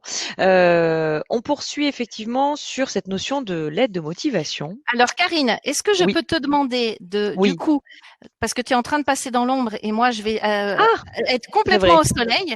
Est-ce qu'à ce moment-là, tu peux commencer à introduire la partie et je vais trouver Oui, une place, tu coupes mon image et je oui, vais bien trouver une sûr. place où je suis moins exposée parce que sinon j'arriverai pas jusqu'à 20 heures. Très bien, pas de problème. C'est vrai que on est dans le sud, hein, donc On est dans le sud, il effectivement, fait très chaud. et il fait très chaud et c'est vrai que on a effectivement cette chance d'avoir ce soleil qui se couche tard. Alors effectivement, on va aborder maintenant un sujet qui est essentiel puisque souvent on dit, enfin en tous les cas, on se dit le CV va avec une lettre de motivation. Christelle va nous expliquer aujourd'hui comment elle a pu évoluer cette lettre de motivation. Avant, qu'est-ce qu'on faisait? On prenait un bout de papier et même moi moi, à l'époque, je me souviens quand je recherchais mon premier emploi, on m'avait dit de faire des lettres de motivation manuscrites. Alors, je me rappelle le nombre de fois où j'ai réécrit mes lettres de motivation parce que je faisais une faute d'orthographe et donc il fallait que je les réécrive. Aujourd'hui, on a la chance d'avoir de nombreux outils de traitement de texte, effectivement. Mais cela dit, persiste encore cette question de savoir est-ce que la lettre de motivation a un intérêt. Parfois, les job boards aussi, les sites d'emploi, ne nous permettent pas de joindre deux pièces jointes et donc de mettre qu'un seul CV. Donc voilà, Christelle, je crois que tu es réinstallée et donc beaucoup plus à l'aise. Je vais te donner la parole. Donc effectivement, sur cette notion, voilà, de l'image va se Voilà. mettre plus nette d'ici quelques instants. Voilà. Donc vraiment de te donner la parole sur quels sont tes conseils, notamment par rapport à la lettre de motivation. Voilà, alors on voit une bouteille derrière, c'est du gel. J'espère que c'est du gel. Et j'ai un truc sur la tête. Attends, il faut que je me décale peut-être un petit peu. Hop, comme ça. Tout à Bon, fait. non, je vais garder ce truc sur la tête. Tant pis, j'espère que vous me pardonnerez. Oui, c'est le C'est vidéoprojecteur le vidéo. effectivement de la salle. Voilà. Alors, par rapport à la lettre de motivation, il y a eu plusieurs recruteurs qui ont alerté, qui ont fait des publications, même sur les réseaux sociaux, intitulées "La lettre de motivation est morte". Oui. Et c'est presque vrai, Mhm. parce que il y a des études qui ont été faites, et moi, dès que je pouvais, j'interrogeais les recruteurs à ce sujet pour savoir ce qui se passait avec ces fameuses lettres de motivation. Et ce qui se passait, c'est que comme elles étaient envoyées en pièces jointes avec le CV, souvent les Mhm. recruteurs imprimaient le mail, imprimaient le CV et n'imprimaient pas la lettre de motivation. Exactement. Et les pauvres candidats qui avaient passé 3 heures à faire leur lettre de motivation, finalement, elles passaient aux Elle n'était oubliettes. pas lue. Elles Mhm. n'étaient pas lues et il y avait juste peut-être 3 lignes qui étaient lues sur le mail. Donc, c'est pour ça que maintenant, on parle beaucoup plus de mail de motivation. D'accord. Alors, il y a une raison aussi au mail de motivation, c'est que il permet d'écrire de façon moins ampoulée, moins Mhm. formalisée, parce que les lettres de motivation avec "je vous prie d'agréer, madame, monsieur", l'expression bla bla bla bla, ne sont plus dans l'air du temps. En effet. On est à l'ère des réseaux sociaux, tout va très vite, on communique en messagerie privée, on communique via des commentaires, etc. On communique par mail. Et donc, on conseille vraiment d'envoyer des mails parce qu'ils ont ce côté un peu plus informel. On peut mettre plus de choses et on n'est pas obligé de commencer euh, votre entreprise, leader sur son marché, etc. Bla bla bla comme on faisait avant. Donc, Oui. les mails sont plus personnels. Voilà, on peut être Mhm. un peu plus original et puis surtout, on est sûr que ça va être lu par le recruteur. Alors quand Mhm. je dis ça, il y a des candidats qui me répondent, mais oui, mais dans certaines offres d'emploi, on nous demande une lettre de motivation. Bien entendu, il ne faut pas être idiot. Quand on nous demande une lettre de motivation, il faut en envoyer une. Alors Euh, oui, effectivement, je me permets de rebondir sur une remarque d'une participante qui dit, mais pourtant, la majorité des annonces demandent une lettre de motivation. alors, le conseil, c'est peut-être de mettre la lettre de motivation en pièce jointe, Mhm. mais d'écrire un mail D'accord. Un dans, mail d'accroche finalement plus qui va un mail permettre. d'accroche Mhm. ou même de reprendre ce qui a été dit dans la lettre de motivation, mais de le reprendre dans le mail. Parce que Mhm. franchement, on fonctionne beaucoup plus comme ça. Mmh. Oui, voilà, en fait, c'est exactement ça. Ça va dépendre effectivement à qui on va s'adresser. C'est vrai que pour postuler dans une école, il faut une lettre de motivation. Donc, c'est différent effectivement qu'une lettre de motivation pour un poste. Et comme tu le dis, vu qu'aujourd'hui tout est numérique, on n'est plus à lécher son enveloppe et à la poster dans la boîte jaune au coin de la rue. Tout se fait par mail. Il faut donner envie effectivement aux recruteurs d'ouvrir cette fameuse pièce jointe. Donc, le mail d'accroche effectivement va être un petit peu le teaser finalement de ces documents.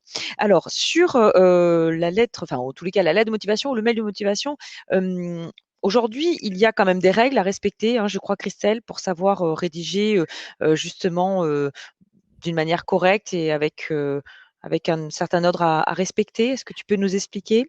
Alors déjà, faites attention une fois de plus à l'orthographe parce que ça Mhm. aussi c'est catastrophique et ça me fait mal au cœur. Je vois des gens passer beaucoup de temps dans des candidatures et ne pas vérifier l'orthographe et se voir rejeter d'un processus de recrutement à cause de ça. Alors attention, je ne dis pas que c'est bien de juger sur l'orthographe. Je dis juste que les recruteurs qui sont des êtres humains jugent sur l'orthographe. Donc c'est important de le savoir.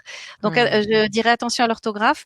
Ce qui fonctionne encore bien, enfin bien, c'est quand même les 3 paragraphes paragraphe, vous entreprise, moi candidat et nous ensemble.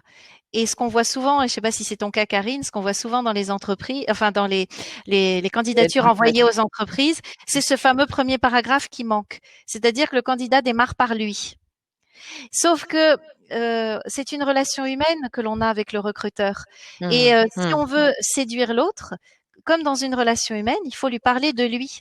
Donc, il faut lui parler de lui dire pourquoi il nous a intéressés. Après, on lui parle de nous, et enfin de moi, et ensuite, nous ensemble, le chemin que l'on peut faire ensemble. Oui. Alors, pardon, avant d'approfondir ce sujet sur la forme, il y a certaines remarques voilà, des participants. Je pense qu'il y a besoin de reclarifier ce point entre le mail de motivation, la lettre de motivation. À quel moment devons-nous faire un mail de motivation? À quel moment devons-nous faire une lettre de motivation? Voilà, ça, finalement, il y a besoin de précision. Hein. Les participants me demandent un peu plus de clarté sur ce point-là. Est-ce que tu peux revenir un petit peu sur ce sujet, Christelle, Oui. s'il te plaît? Alors, quand il n'y a pas d'offre d'emploi et qu'on est par exemple en candidature spontanée, en candidature réseau, vous faites un mail de motivation. Et encore, je vais nuancer après, mais vous faites un mail de motivation. Quand vous répondez à une offre d'emploi et qu'il n'y a pas écrit joindre une pièce, une pièce, la lettre de motivation en pièce jointe, vous faites un mail de motivation. Par contre, quand vous rentrez dans un cadre rigide lié à une entreprise, lié à un job board qui vous dit remplissez telle case et joignez votre lettre de motivation, là, bien entendu, il faut faire la lettre de motivation. Par contre, à chaque fois que vous avez la possibilité d'envoyer un mail, choisissez le mail, parce que le mail, vous pouvez le terminer en « je vous souhaite une très bonne journée », bien cordialement. On n'est pas obligé de le terminer comme on le ferait dans une lettre de motivation « je vous prie d'agréer, madame, monsieur », bla, voilà. Et c'est pour ça que à l'ère d'aujourd'hui, et surtout pour les jeunes, il vaut quand même mieux, dans la mesure du possible, d'envoyer un mail de motivation dès que l'on peut. Voilà. Ça permet de dire plus de choses, moins de choses, différemment, de façon plus légère. Et ça permet aussi de montrer beaucoup plus facilement qu'on est motivé. Parce que sur un mail, on peut dire j'ai vraiment très envie. Voilà, on peut pas le dire sur une lettre.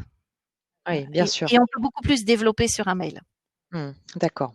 Très bien. Merci pour ces précisions, Christelle. Et à tous les participants, si vous avez besoin qu'on vous reprécise certaines choses, n'hésitez pas. On essaiera d'y répondre de la manière la plus claire possible. Donc, on reprend effectivement sur cette forme, sur les fameux paragraphes. Alors, par quoi commençons-nous lorsqu'on rédige donc ce texte de motivation? On va l'appeler comme ça pour éviter toute confusion. Par quoi on commence, Christelle? Alors, quand on répond à une offre d'emploi, autant commencer par l'offre d'emploi. Ça sert à rien de partir sur une généralité. Encore une fois, je pense que toi tu as dû le connaître, Karine. Votre entreprise très connue sur le marché du recrutement, blabla. Dites-vous que si vous le faites, 50 autres candidats vont le faire. Donc, autant partir du poste et expliquer ce qui nous motive dans le poste. Pourquoi? Mais un peu, moi, je compare ça à une relation amoureuse. Pourquoi est-ce qu'on est intéressé par une personne? Et on lui dit. Et on n'est pas tous intéressés par les mêmes choses. Donc, démarrer par ça, par un point de, voilà, qu'est-ce qui fait que j'ai eu envie de répondre à votre offre d'emploi? Si c'est une candidature spontanée, pourquoi je vous envoie cette candidature? Qu'est-ce qui m'intéresse dans votre entreprise? Est-ce que c'est votre évolution? Est-ce que c'est votre communication sur les réseaux sociaux? Est-ce que c'est votre incroyable marque employeur? Est-ce que c'est parce que je connais quelqu'un qui m'a parlé de vous et je trouve votre façon de travailler complètement géniale? Enfin voilà, qu'est-ce qui fait que je postule? Et là, il faut vraiment faire parler son cœur et dire entre guillemets la vraie vérité et donner envie. Et tu as entièrement raison parce que c'est vrai que, alors je suis recruteur et parfois j'avoue ne pas avoir le temps de lire toutes les lettres de motivation et je m'en excuse vis-à-vis des candidats. En tous les cas, j'essaye vraiment de le faire. Par contre, ce qui est sûr, c'est que si les premiers paragraphes et les premières lignes que je lis, c'est des lignes que j'ai l'habitude de lire partout, c'est vrai que je vais beaucoup moins être interpellée. Enfin, je vais revenir sur le CV finalement. C'est-à-dire que mes yeux vont balayer. Alors que si une personne tout de suite, soit me parle d'une manière très personnalisée de son projet ou a une phrase d'accroche extrêmement différente, c'est vrai que ça va me donner, et encore une fois, nous ne sommes que des êtres humains aussi, ça va me donner comme une annonce finalement, comme le recruteur doit être attentif à rédiger une bonne annonce et à accrocher le candidat dès les premières lignes pour qu'il ait envie de postuler. Donc finalement, pour moi, l'équilibre est là en fait. Hein. Donc voilà. Donc c'est vrai que je te rejoins parfaitement. C'est vraiment important si voilà vous faites une lettre de motivation de vous dire ok, est-ce que le recruteur va avoir envie de la lire et c'est un moyen pour moi en tant que candidat de tout de suite me valoriser et tout de suite lui donner envie de me rencontrer. Euh, voilà. Je voulais juste rajouter cette notion là. C'est exactement ça et c'est bien que tu nous le dises parce que moi je ne suis plus un recruteur en fonction. Donc j'interroge, mon expérience, c'est celle d'avoir interrogé beaucoup de recruteurs, mais je trouve que le fait que tu le rappelles, c'est vraiment Hmm, important. On est un très bon candidat et on réussit à trouver facilement un job quand on a compris comment hmm, fonctionnent les recruteurs. hmm, C'est vraiment la base. On ne peut pas, il faut bien se connaître, mais il faut aussi bien connaître le fonctionnement des recruteurs. hmm, Et donc dans ces trois parties, il y a le vous entreprise, ce qui me plaît chez vous, pourquoi je réponds. Moi, candidat, mais je ne raconte pas toute ma vie. Et nous ensemble. hmm, Qu'est-ce que je vous propose? Quelle est ma plus-value? Quelle est mon offre de service? Qu'est-ce qu'on peut faire ensemble? Et c'est là où il faut être force de proposition. Et pour certains, pas nécessairement. Le nous ensemble, c'est demander à ce qu'on se rencontre, ne serait-ce que ça. Mais quand vous faites votre mail de motivation, le plus important, c'est motivation. hmm. Sachez que Eh c'est oui. ce que regarde en premier un recruteur.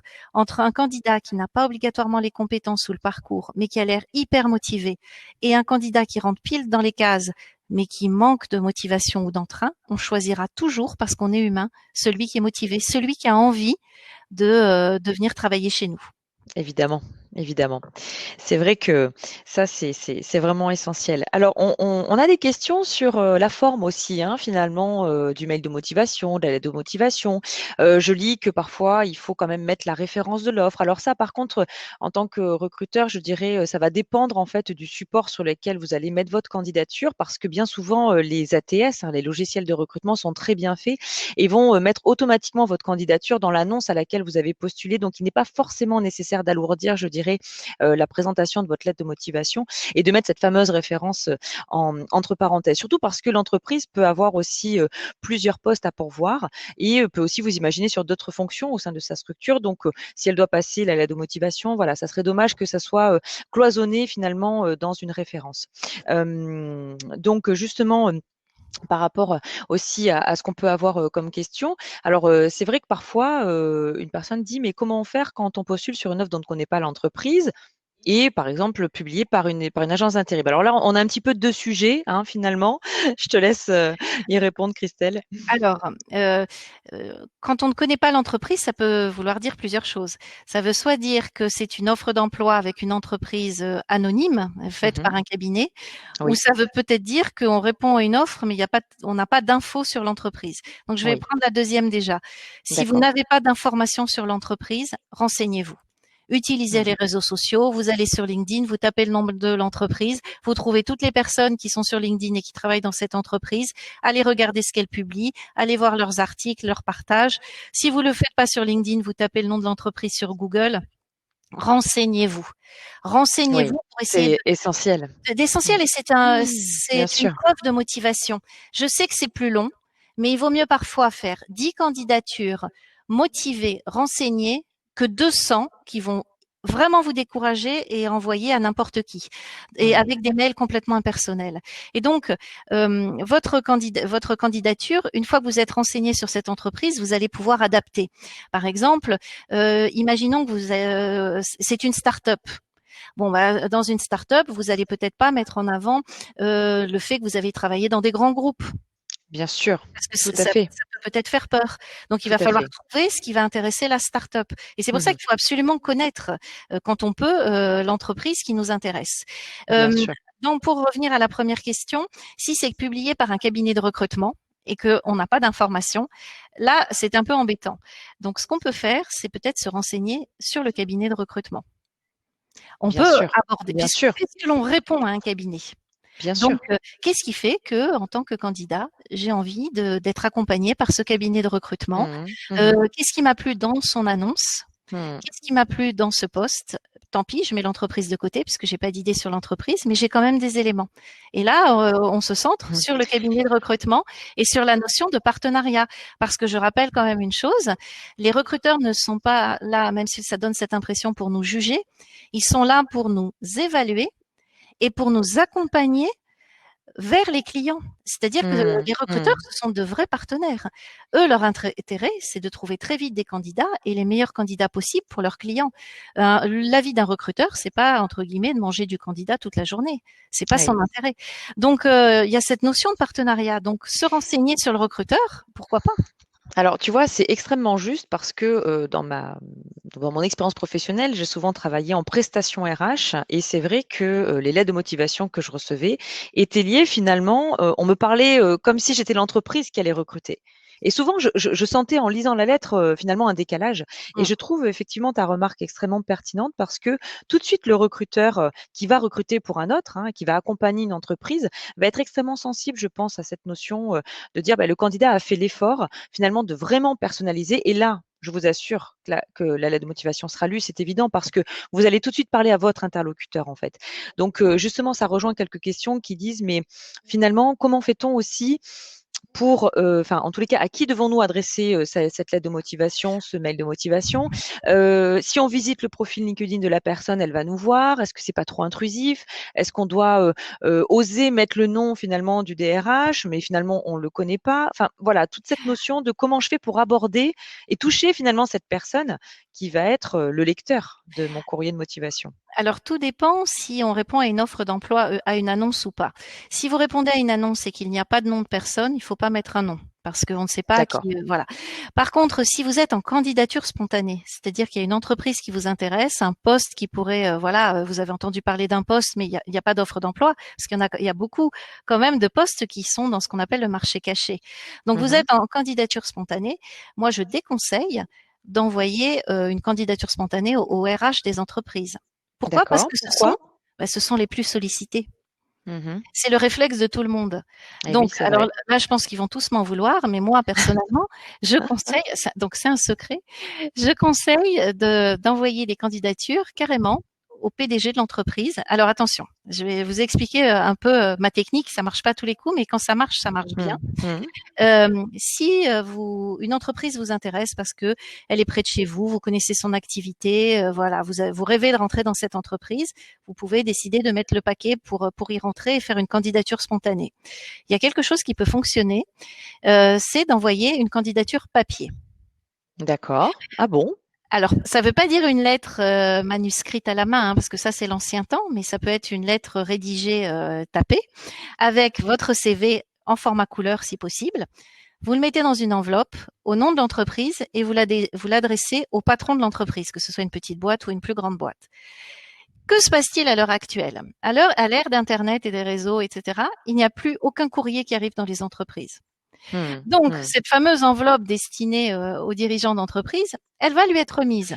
Alors, par contre, il faut juste préciser qu'on s'adresse là à des TPE ou des PME, bien entendu, hein. Mais On n'est ça a été pas, on tenté. va pas adresser une lettre Alors, au pour les grandes PDG entreprises, d'une entreprise du CAC non. 40, quoi, du CAC 40, quoi. Non, par contre, pour D'accord, les grandes entreprises, ce qui a été tenté, c'est de viser le responsable d'un département ou d'accord. d'une business unit. Ça peut être un Mmh, directeur commercial, ça peut être, mais jamais les RH, parce que ce sont d'accord. les RH qui sont sollicités. Et quand on postule dans le RH, comment fait-on? Alors, ben là, les RH, Là, on est obligé, là, on on est est d'accord. obligé. Mais donc, grande entreprise, plutôt un manager, plutôt un décisionnaire. Et quand on est dans une petite entreprise ou une moyenne entreprise, plutôt un patron décisionnaire. Le Mmh, courrier mmh, arrive, en il l'a effet. entre les mains. Il ne va pas traiter la candidature, bien entendu. Par contre, il va demander à quelqu'un de traiter la candidature. Mmh. Et ensuite, le parcours de la candidature, quand elle vient du patron, elle est toujours étudiée. Mmh. Elle sera peut-être même renvoyée à un cabinet de recrutement s'il y a un Et oui, intermédiaire. Et le bien cabinet de sûr. recrutement qui reçoit une candidature envoyée par un patron l'étudiera. Donc ça, Mmh. c'est une petite technique à tenter pour ceux qui le veulent. Qu'on peut tenter. On peut Mmh. tenter parce que le papier est devenu rare. Il y a certains candidats qui envoient même, par exemple, des candidatures en fax parce que le fax est devenu rare. Non, mais voilà, il faut aussi il faut tester des choses. Quand ça ne Bien, mais marche pas, c'est ça, il je faut crois, tester oui. des biais et des voies. Et Mmh. donc, à qui, sinon, pour répondre à la question dans un cadre plus normal, donc d'envoi de mail, à qui je l'envoie? Je peux tout à fait l'envoyer. En fait, l'idée, c'est de l'envoyer à la personne que j'ai identifiée comme étant décisionnaire. Mmh. Et ensuite, elle, en fonction de l'intérêt de ma candidature, le fera passer aux personnes qui vont traiter la candidature si ce n'est pas elle. Mais le décisionnaire, parce qu'un décisionnaire ne renoncera jamais à un potentiel collaborateur qui peut être intéressant. Mmh. D'où l'intérêt de faire un CV personnalisé immédiatement pour pouvoir Aussi, percuter. Parce que si on fait un CV banal, par contre, on peut prendre le risque que la ça, personne dise, bon, ça fait partie, allez hop, je garde pas la candidature. Donc, d'où l'intérêt de suivre tous les conseils qu'on a évoqués aussi juste avant. et il y avait une question qui concernait LinkedIn en disant qu'est-ce que je fais? Oui, Est-ce que je peux aller observer un profil? Donc, ça sera à mm, l'occasion d'un live exactement. où il Oui. faudra qu'on s'installe dans d'autres conditions. Pas au soleil, en tout Pas au cas. soleil et pas sous 40 degrés. Donc, mais attention, ce qui est possible sur LinkedIn, c'est de se mettre en anonyme. On peut complètement aller voir des profils. Alors, les gens n'aiment pas que ça leur arrive, mais vous Mm, pouvez mm, décider. C'est une c'est vrai. fonctionnalité qui est autorisée par LinkedIn et qui est proposée Mm, mm, d'aller consulter un profil en anonyme, de prendre des éléments, des informations sur cette personne. Pour approcher les gens, on en parlera la prochaine fois, mais c'est aussi une manière, c'est de s'intéresser à ce que les personnes publient et oui. intervenir sur leurs publications et rentrer en contact grâce à ça. Par contre, je vous en conjure, mais on en reparlera la prochaine fois, sur les réseaux sociaux, en premier contact, n'envoyez pas votre CV. Mm, Ni, mm, ni pour dire vous n'avez pas un job pour moi ou vous n'auriez pas un stage pour moi, ni pour dire pouvez-vous me corriger mon CV s'il vous plaît. Surtout mm, pas. tout à fait. Mais on en Alors, reparlera. voilà, effectivement, parce Mm. que ça suscite des questions, hein, évidemment. Donc, pour tous ceux qui sont très intéressés de comment faire pour se valoriser sur les réseaux sociaux, c'est le sujet de notre troisième live qui aura lieu le 23 juin. Donc, j'espère vous y revoir pour pouvoir répondre à toutes ces questions. Au niveau donc justement de comment trouver les décisionnaires, hein, donc tu disais voilà, il faut adresser sa lettre de motivation finalement à une autre personne que le DRH qui reçoit je ne sais combien de candidatures tout le temps. Mais comment on fait finalement pour les trouver ces décisionnaires? Ben, comme on est chercheur d'emploi, on Mhm. cherche. D'accord, ben voilà, On très bien. cherche, on est investigateur, non, mais on est proactif. C'est pour ça que Hmm. moi je dis à chaque fois, vous n'êtes pas des demandeurs d'emploi. Demandeur, c'est être en position basse, c'est être en demande de quelque chose. Or non, Hmm. vous avez tous de la valeur, vous avez tous des offres de services, mais vous êtes chercheur et vous êtes proactif. Et Mhm. rappelons-le, ce qui intéresse avant tout un recruteur, c'est la motivation. Et Hmm. aller chercher des informations, c'est montrer qu'on est motivé, c'est montrer que l'on a envie. De toute façon, vous ne perdrez pas du temps parce que ces informations vous seront utiles pour l'entretien. Parce que dans Exactement. l'entretien, vous saurez comment est organisée l'entreprise, quel est son marché, combien il y a de personnes qui la dirigent. Donc, allez chercher des informations. Google est votre ami, LinkedIn est aussi votre ami. Il suffit de taper le nom d'une entreprise et il y a même par les sites web, les publications des salariés. Enfin, il y a énormément maintenant d'informations sur les réseaux sociaux. Tout le monde peut aller chercher, peut découvrir qui est le responsable d'un service. Vraiment. Oui, tout à fait.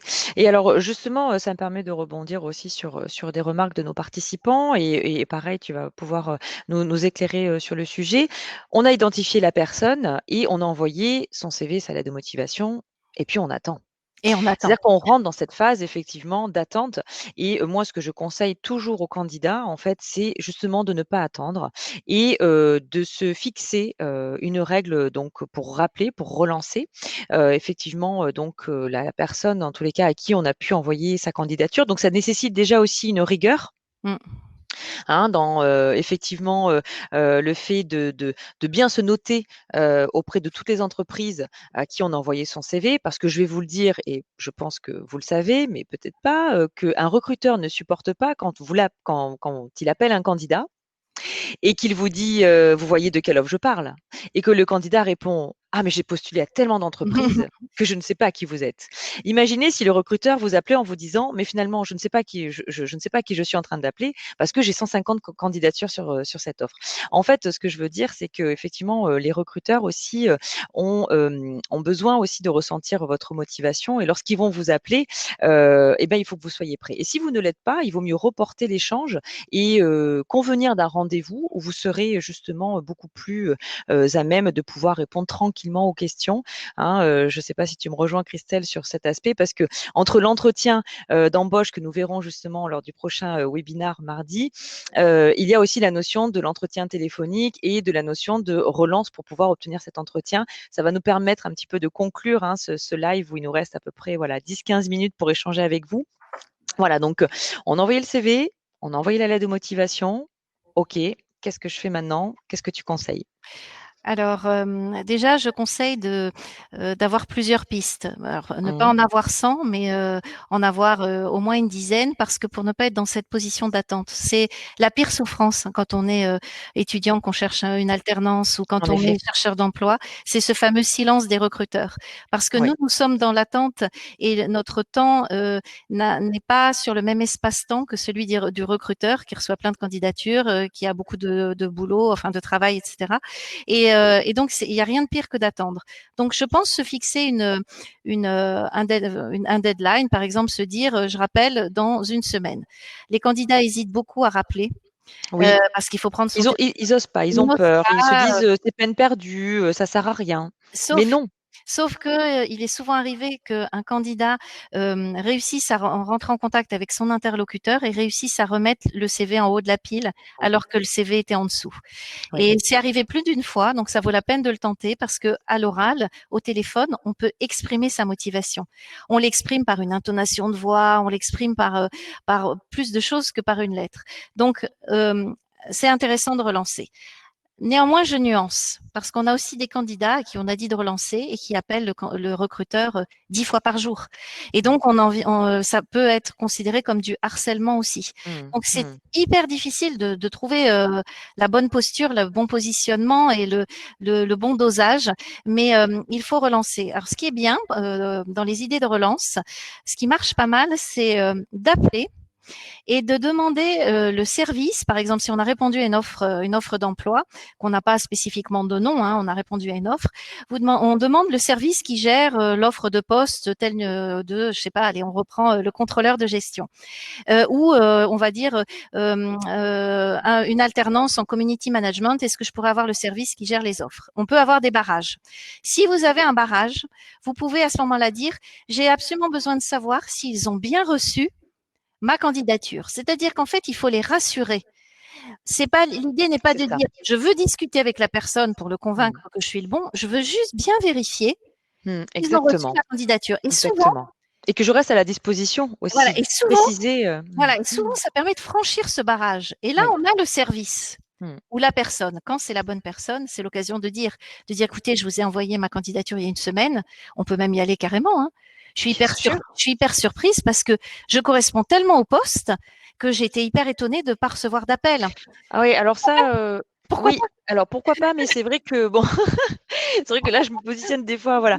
Ça m'est déjà arrivé et du coup, c'est difficile quand finalement la personne elle est convaincue de penser être la bonne personne et bon, peut-être qu'on a d'autres candidatures. Enfin voilà, ça peut être délicat. Mais cela dit, pour la notion effectivement de relance, je partage énormément ton point de vue parce que déjà, c'est légitime. C'est-à-dire que vous avez fait effectivement une démarche vis-à-vis d'une entreprise. Vous avez envie de travailler dans cette entreprise. Donc, si vous êtes capable, en plus de démontrer aux recruteurs, de dire, ben voilà, j'ai postulé chez vous il y a 2 semaines pour le poste 2, qui est à pourvoir en alternance ou à pourvoir en fonction effectivement des contrats. J'aimerais vraiment pouvoir vous exprimer toute ma motivation. Je suis vraiment à votre disposition. Vous ferez forcément la différence parce que personne ne le fait, tout simplement. Donc en fait, c'est cette notion de se démarquer et d'être vraiment remarqué du coup par le recruteur, par une démarche différenciante. Et c'est vrai que il faut pas se sentir illégitime dans cette démarche. Au contraire, elle sera fortement appréciée par le recruteur. Vraiment, je vous parle là en tant que recruteur. Et même, sachez que la personne qui va vraiment du coup insister, se démarquer et elle va être même accueillie. Moi, ça m'est déjà arrivé de prendre quand même le candidat, même si je sais qu'il ne correspond pas au poste. Je le vois tellement persévérant que je me dis, bah, il faut quand même que je lui accorde quelques minutes, quoi. Parce que il a sûrement besoin d'être assuré dans sa démarche. Il a sûrement besoin de comprendre aussi pourquoi il n'a pas été rappelé. Et si vous démontrez cette notion aussi d'organisation, de ciblage d'entreprise, ça prouve bien que vous ne faites pas une recherche d'emploi dans tous les sens. Au contraire, elle est orientée, elle est ciblée et elle est cohérente avec votre objectif professionnel. Et ça, c'est ce qui fait que vous allez aussi vous démarquer hein, vis-à-vis des recruteurs. Alors, je vois une question sur la relance après le premier entretien.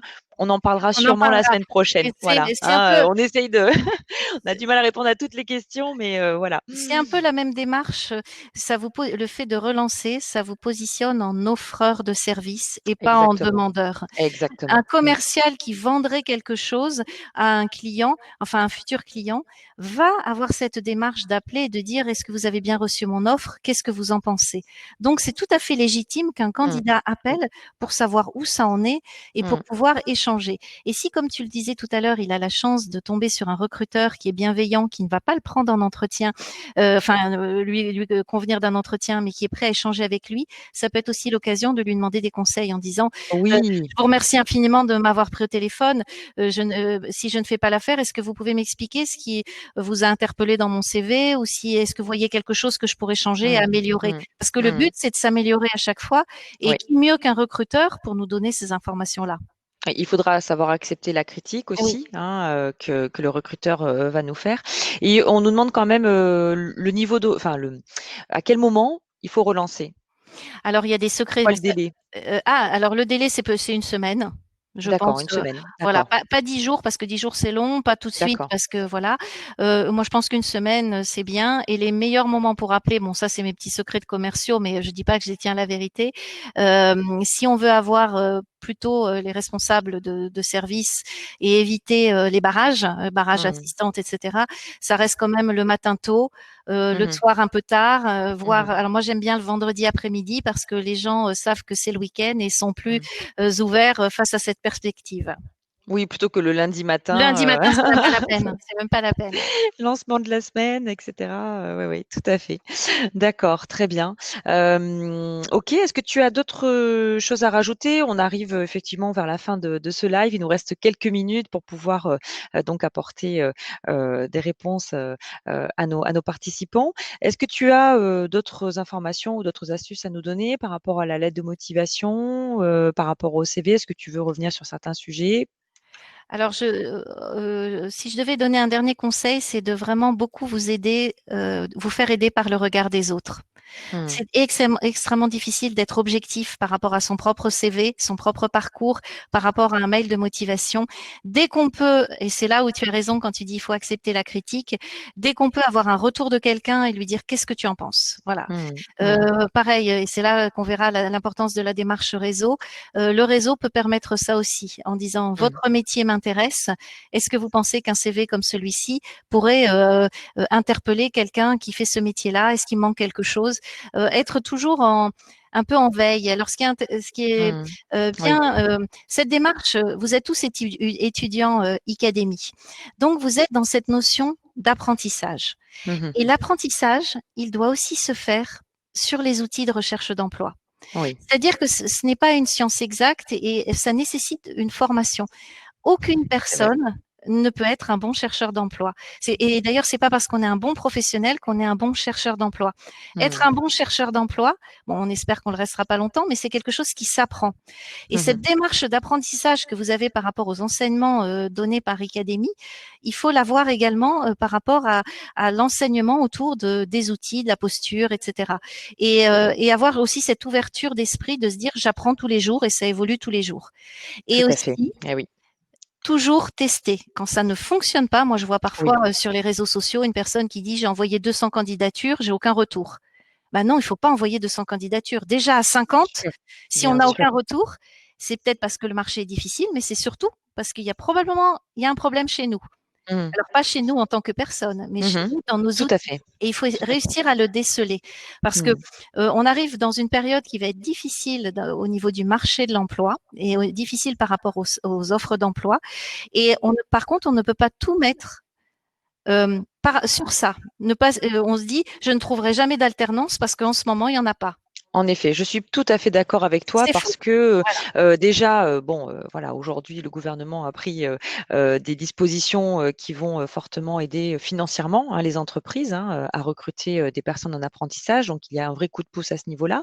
Le contrat en alternance est extrêmement flexible, donc voilà, donc il y a, quand même, voilà, une possibilité, même si effectivement il faut être lucide, le marché est un petit peu tendu en ce moment. Mais, cela dit, la reprise se fera et à un moment donné, il y aura, forcément, besoin. Et puis surtout, c'est en y croyant, c'est en dégageant effectivement, de l'optimisme, de la persévérance, voilà, qu'on arrive à atteindre, ses objectifs, professionnels. Et Alors dernier conseil pour la fin, oui, oui, mais on l'abordera lors des réseaux sociaux. Pour oui, ceux qui voudraient faire des CV originaux, parce que ça peut oui. être une manière de faire un CV, une revue de presse, voilà, ou même un CV vidéo, etc. Dites-vous toujours, est-ce que ça correspond à mon secteur? Est-ce que ça correspond à mon métier? Parce que l'idée n'est pas de faire un CV original pour faire un CV original. Il faut que ça ait un vrai sens par rapport à un métier et que ce soit accompagné d'une vraie démarche. Mais par contre, ça peut permettre de faire la différence, notamment sur les réseaux sociaux. Mmh, tout à fait. Alors justement, voilà, nous avons, encore la chance de t'accueillir Christelle, sur, 2 prochains rendez-vous, hein, donc 2 autres lives que nous allons, co-animer ensemble. La semaine prochaine, mardi 16 juin, où on va effectivement parler de comment, préparer et réussir ces entretiens d'embauche. Et aussi effectivement le 23 juin, où, nous allons, pouvoir, parler, donc de la visibilité sur les réseaux sociaux et notamment comment se valoriser sur LinkedIn, hein, dont tu es, nous le rappelons, Top Voice, LinkedIn, ce qui veut dire que, rappelle-moi un petit peu le classement parce que j'ai peur de dire des bêtises dans les chiffres. Alors, il faut savoir que LinkedIn a un superbe réseau. Nous sommes en tout cas en France 20 millions sur LinkedIn. Et alors, les Top Voice, c'est LinkedIn qui choisit chaque année 25 personnes sur 20 millions. Bon, voilà, donc ça nous donne effectivement une idée, voilà, de tout ce que tu vas pouvoir nous apporter, sur cette notion de visibilité sur les réseaux. Concernant les prochains lives, comment faire pour vous inscrire? Alors, ce que nous allons faire, c'est que nous enverrons effectivement à l'ensemble des participants, le lien pour vous réinscrire sur nos lives. Et si toutefois, vous ne recevez pas ce mail, ne vous inquiétez pas, ils sont accessibles via nos communications. Donc suivez-nous justement sur les réseaux, sur LinkedIn, sur Facebook, sur Instagram. Suivez le groupe Picademy, vous pourrez retrouver